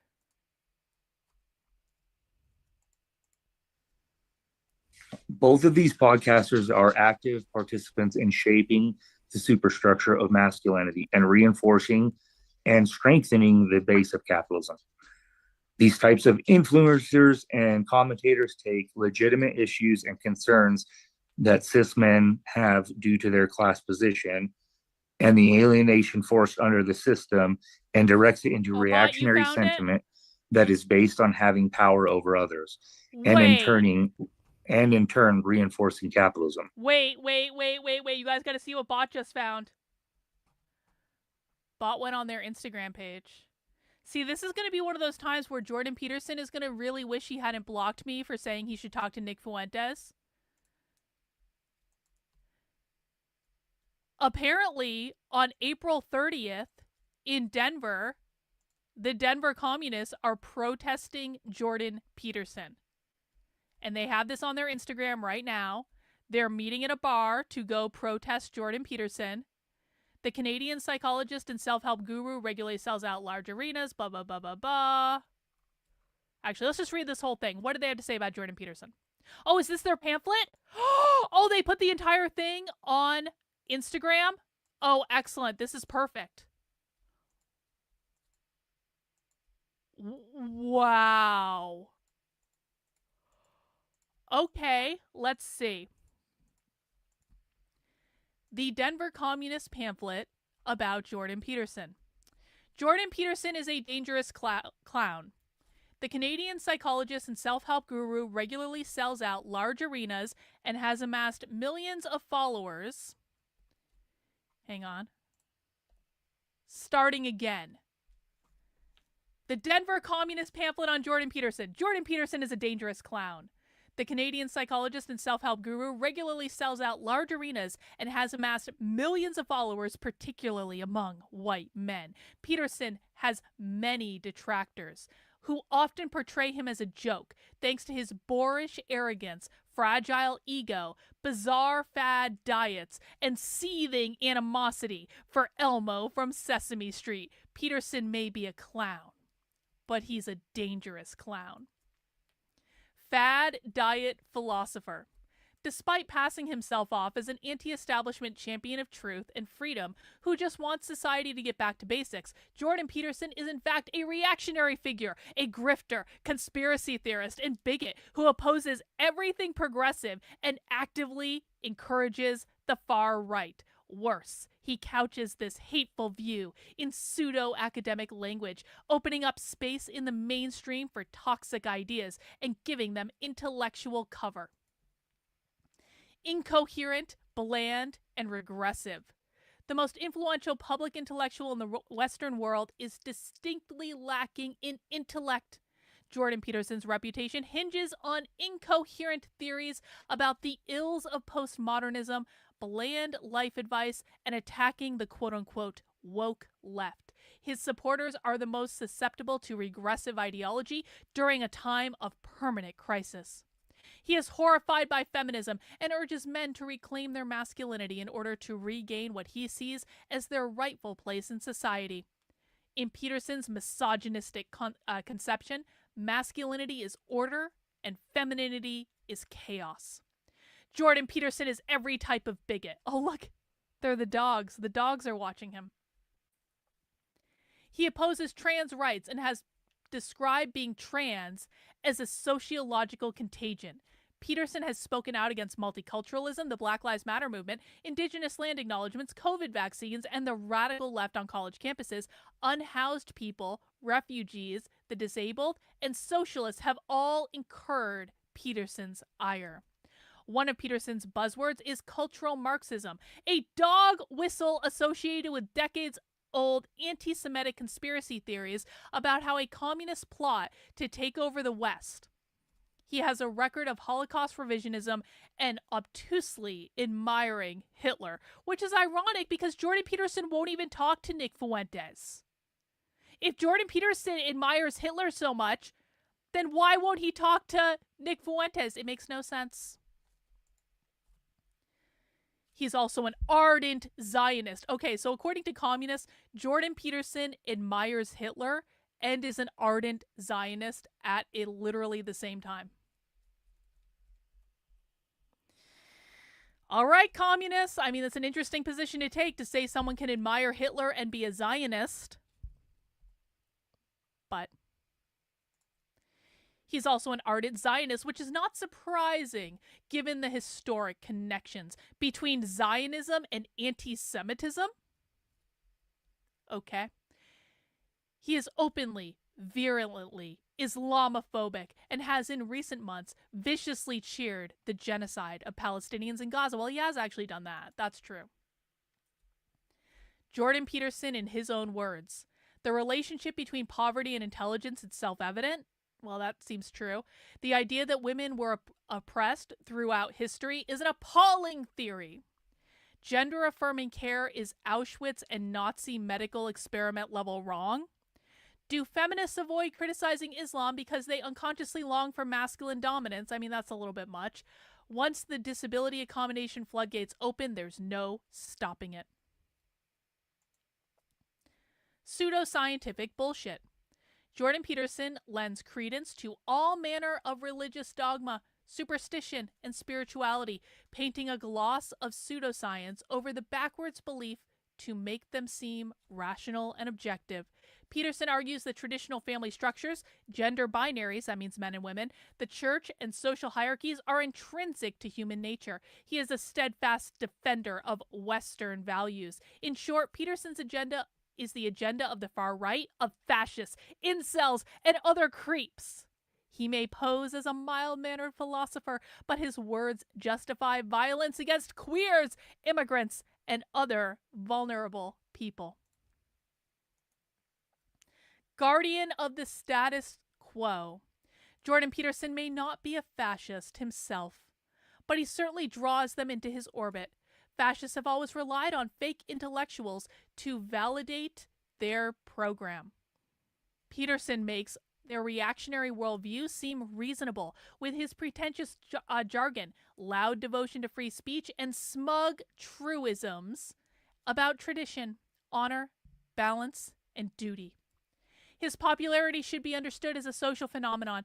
Peterson would not have such a big audience if it weren't for the global rise of the far right in reaction to accelerating economic and social crises. Old wine in new bottles. That is a creepy picture. That's creepy. I'm sorry. This is like when I see Joe Biden sniffing a kid's hair. It's kind of the same thing.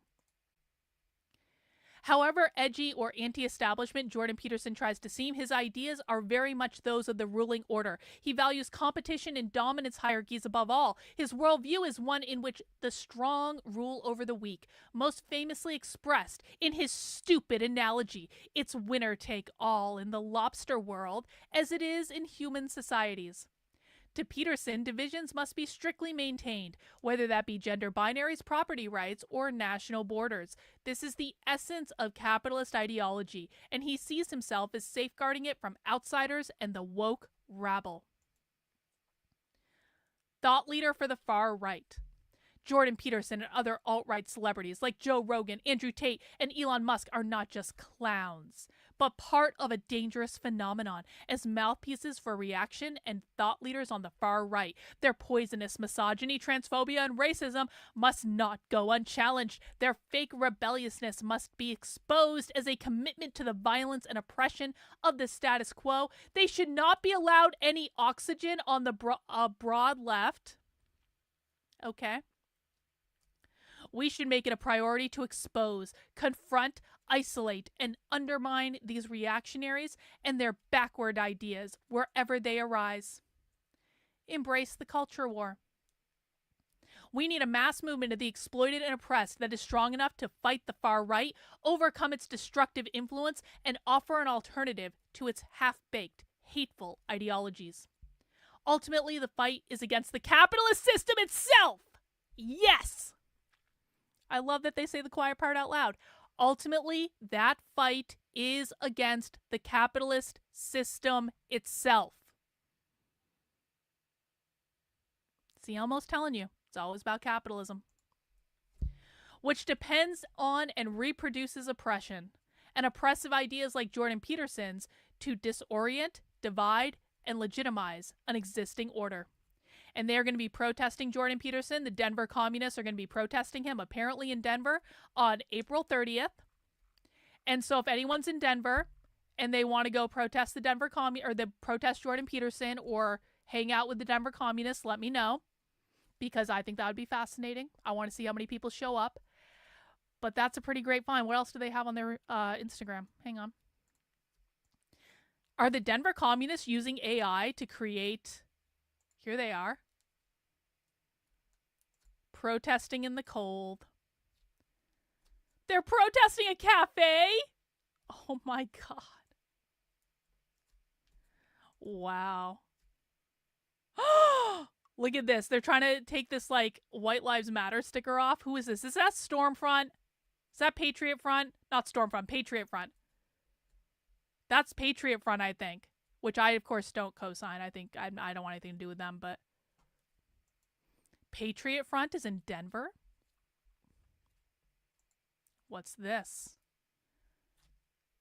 Wait. Oh, yeah? Socialist Horizon is having a call? Oh, yeah? We can register for the Zoom for the Socialist Horizon call? Oh, yeah? Dang. April 19th? All right. All right. Looks like the Denver communists have been busy. We're definitely going to spend some more time on that. Let's finish this masculinity thing, though. Yeah, we scored big time on that. That was a great find, bot. Well done. I hadn't checked in on them in a while. They've been using AI, obviously, to make their stuff, which is actually really smart. They should be. Men often go down the pipeline because they have an investment in maintaining their position in the social hierarchy, and the liberation of other groups threatens that. The version of masculinity that is offered by the Manosphere is already different from the version of masculinity that that was considered ideal just a few decades ago. As we have become more and more focused on consumption as a way to express our identities, expressions of one's masculinity also has become more and more focused on what you consume and how you are defending masculinity from the evils of feminism and DEI.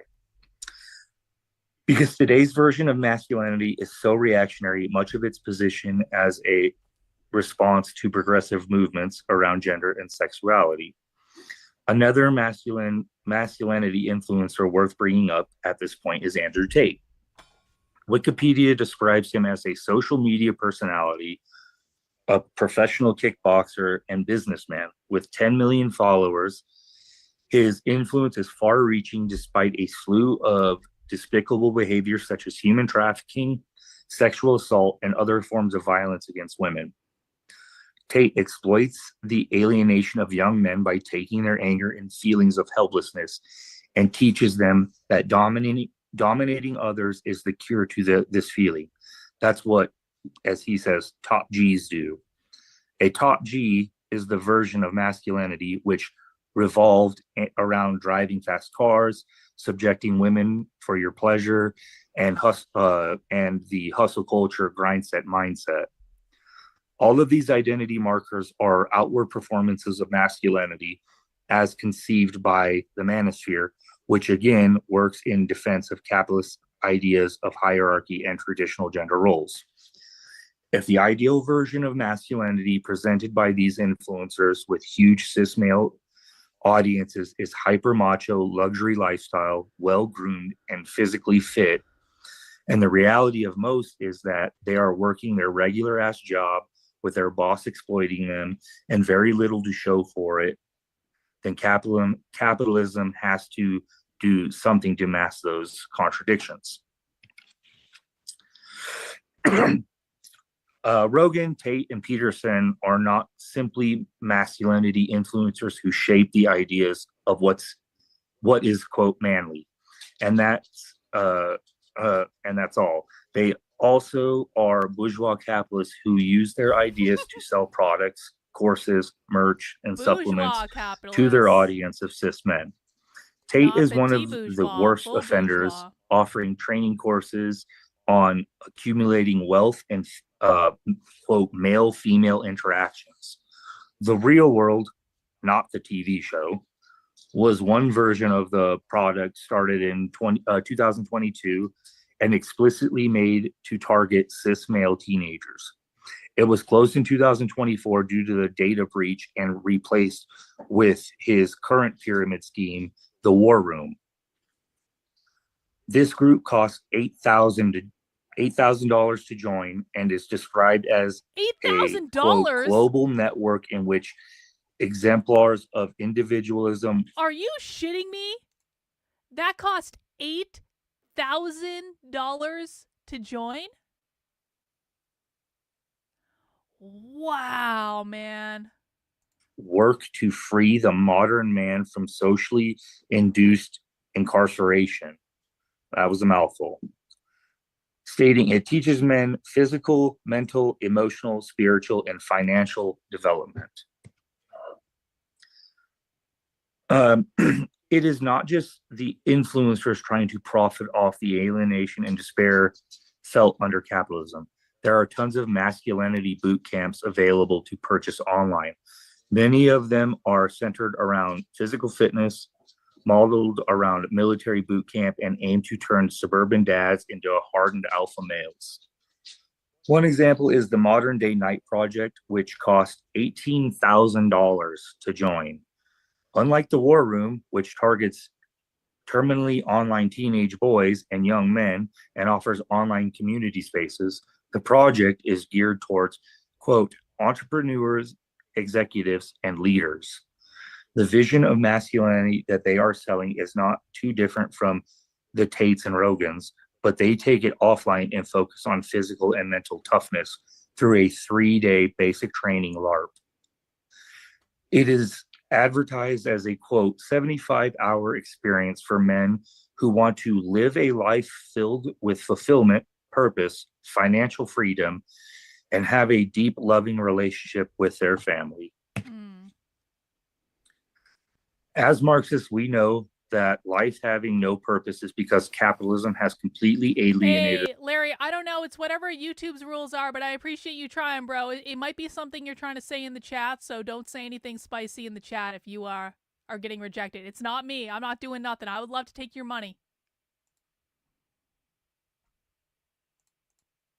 from our labor, community, the land, and our families.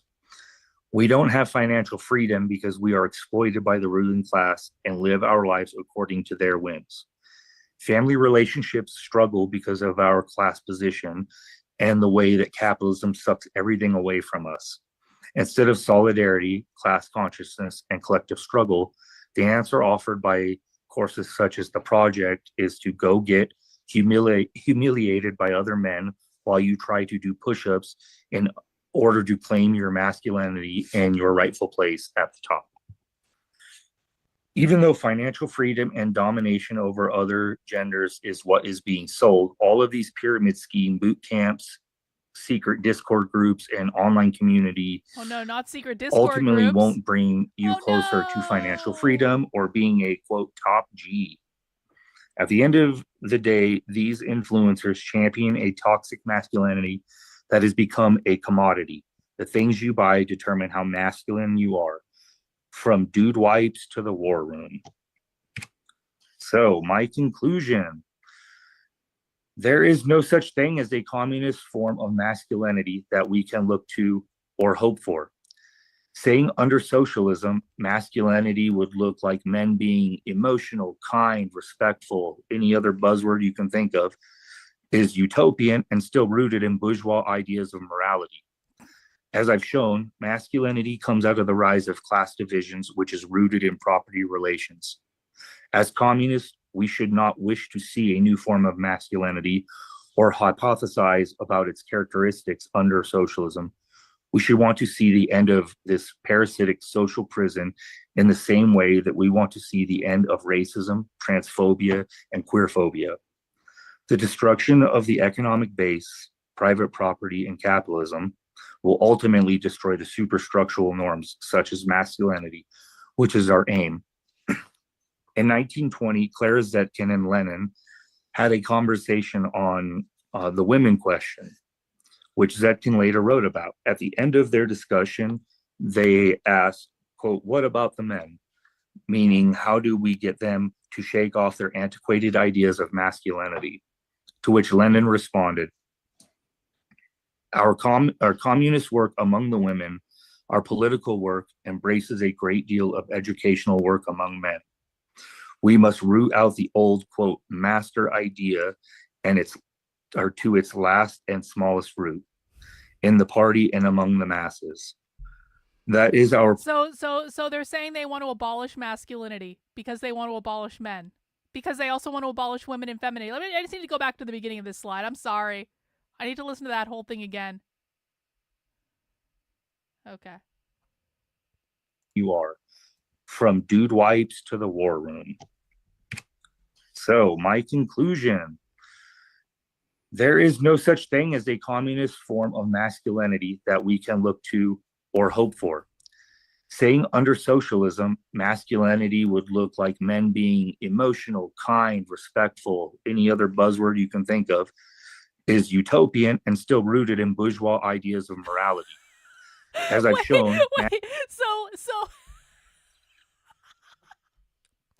So they're saying, they're like, we're not saying that men are going to be better under socialism, because the idea of like the soy boy feminist man that's kind and empathetic is still rooted in bourgeois ideas. So they don't like that either. Why? Because they don't want men or women to exist. They're not going to reform it, they're just going to get rid of it. Masculinity comes out of the rise of class divisions, which is rooted in property relations. As communists, we should not wish to see a new form of masculinity or hypothesize about its characteristics under socialism. We should want to see the end of this parasitic social prison in the same way that we want to see the end of racism, transphobia, and queerphobia. So they believe that men are a parasitic social parasitic social prison. That masculinity and men are a parasitic social prison. They don't want to reform masculinity. They don't want to change you into soy boy feminist men. They just want to get rid of the idea of men entirely. That's what we're talking about here, guys. Hey, Larry got the super chat to work. Thank you, Larry. Best way to fight commies is to support those who aren't afraid to deconstruct their bullshit. Hey, I appreciate that, Larry. Thanks so much for dropping by. Same way that we want to see the end of racism, transphobia, and queerphobia. The destruction of the economic base, private property, and capitalism will ultimately destroy the superstructural norms such as masculinity, which is our aim. Which is our aim. So what they just said is, if we destroy capitalism, then masculinity is just going to naturally be destroyed as well, which is our aim. Explicitly on the screen. In 1920, Clara Zetkin and Lenin had a conversation on the women question, which Zetkin later wrote about. At the end of their discussion, they asked, quote, "What about the men?" Meaning, how do we get them to shake off their antiquated ideas of masculinity? To which Lenin responded, our communist work among the women, our political work embraces a great deal of educational work among men. We must root out the old, quote, master idea to its last and smallest root, in the party and among the masses.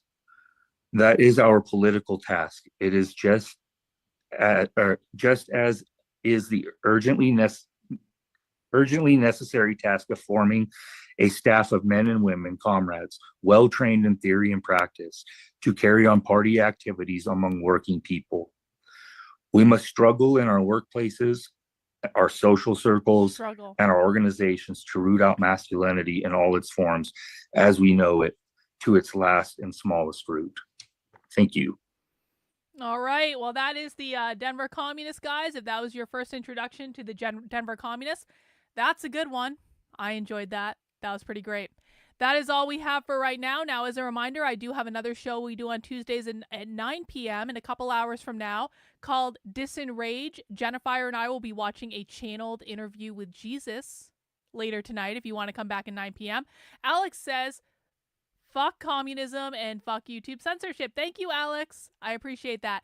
Guys, as a reminder, if you're looking for something to do over the next couple hours while I'm going and getting some tacos for dinner, you can head over to my Substack, which is Karlyn, Karlyn.substack.com. Check out the article I just posted earlier today called How Someone Can Be Trans and Non-Binary at the Same Time. If you're confused about that topic, I will make it real easy for you over on the Substack. And if you appreciate the work I do, the very best thing you can do to support me is to sign up for $8 a month or $80 a year. I can't do it without you guys. And so you can also head over to the Red Menace Collective Substack, which is a different website, different Substack. It's redmenacecollective.substack.com. And you can now, if you are a Red Menace Collective member, download the digital copy of the Communist Manifesto, A Revolutionary Fairy Tale, which will be released on Amazon as a paperback and Kindle version this week. It is the best thing I've ever written. I'm really proud of it. And you can read the full book, the final book, now over on the Substack. And with that, I'm done for now. But I will be back in a couple hours when we will talk to Jesus. Well, we won't talk to Jesus. We will talk about Jesus while watching a channeled interview with Jesus where someone else talked to Jesus and asked him some questions. We'll be doing that at 9 p.m. tonight. Come back and join us. Hang out. It's usually a great time. And if you're not up for that, that's cool, man. I'll be back at 5 p.m. tomorrow. We'll watch that Haymarket book stream from today that I didn't want to watch. We'll do it tomorrow because we should. All right, guys, that's all we have for right now. Take care, and we'll see you next time. Bye.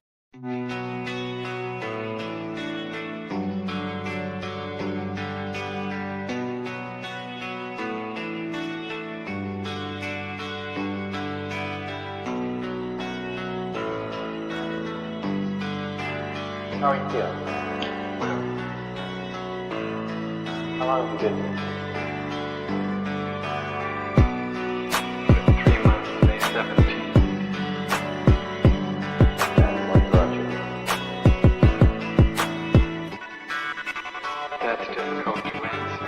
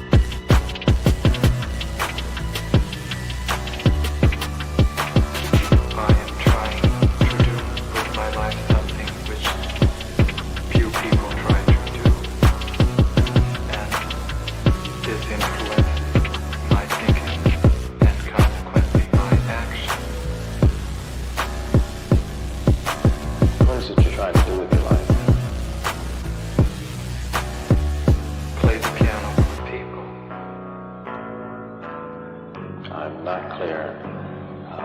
How is it that playing the piano for people has eventually resulted in your being here in the hospital?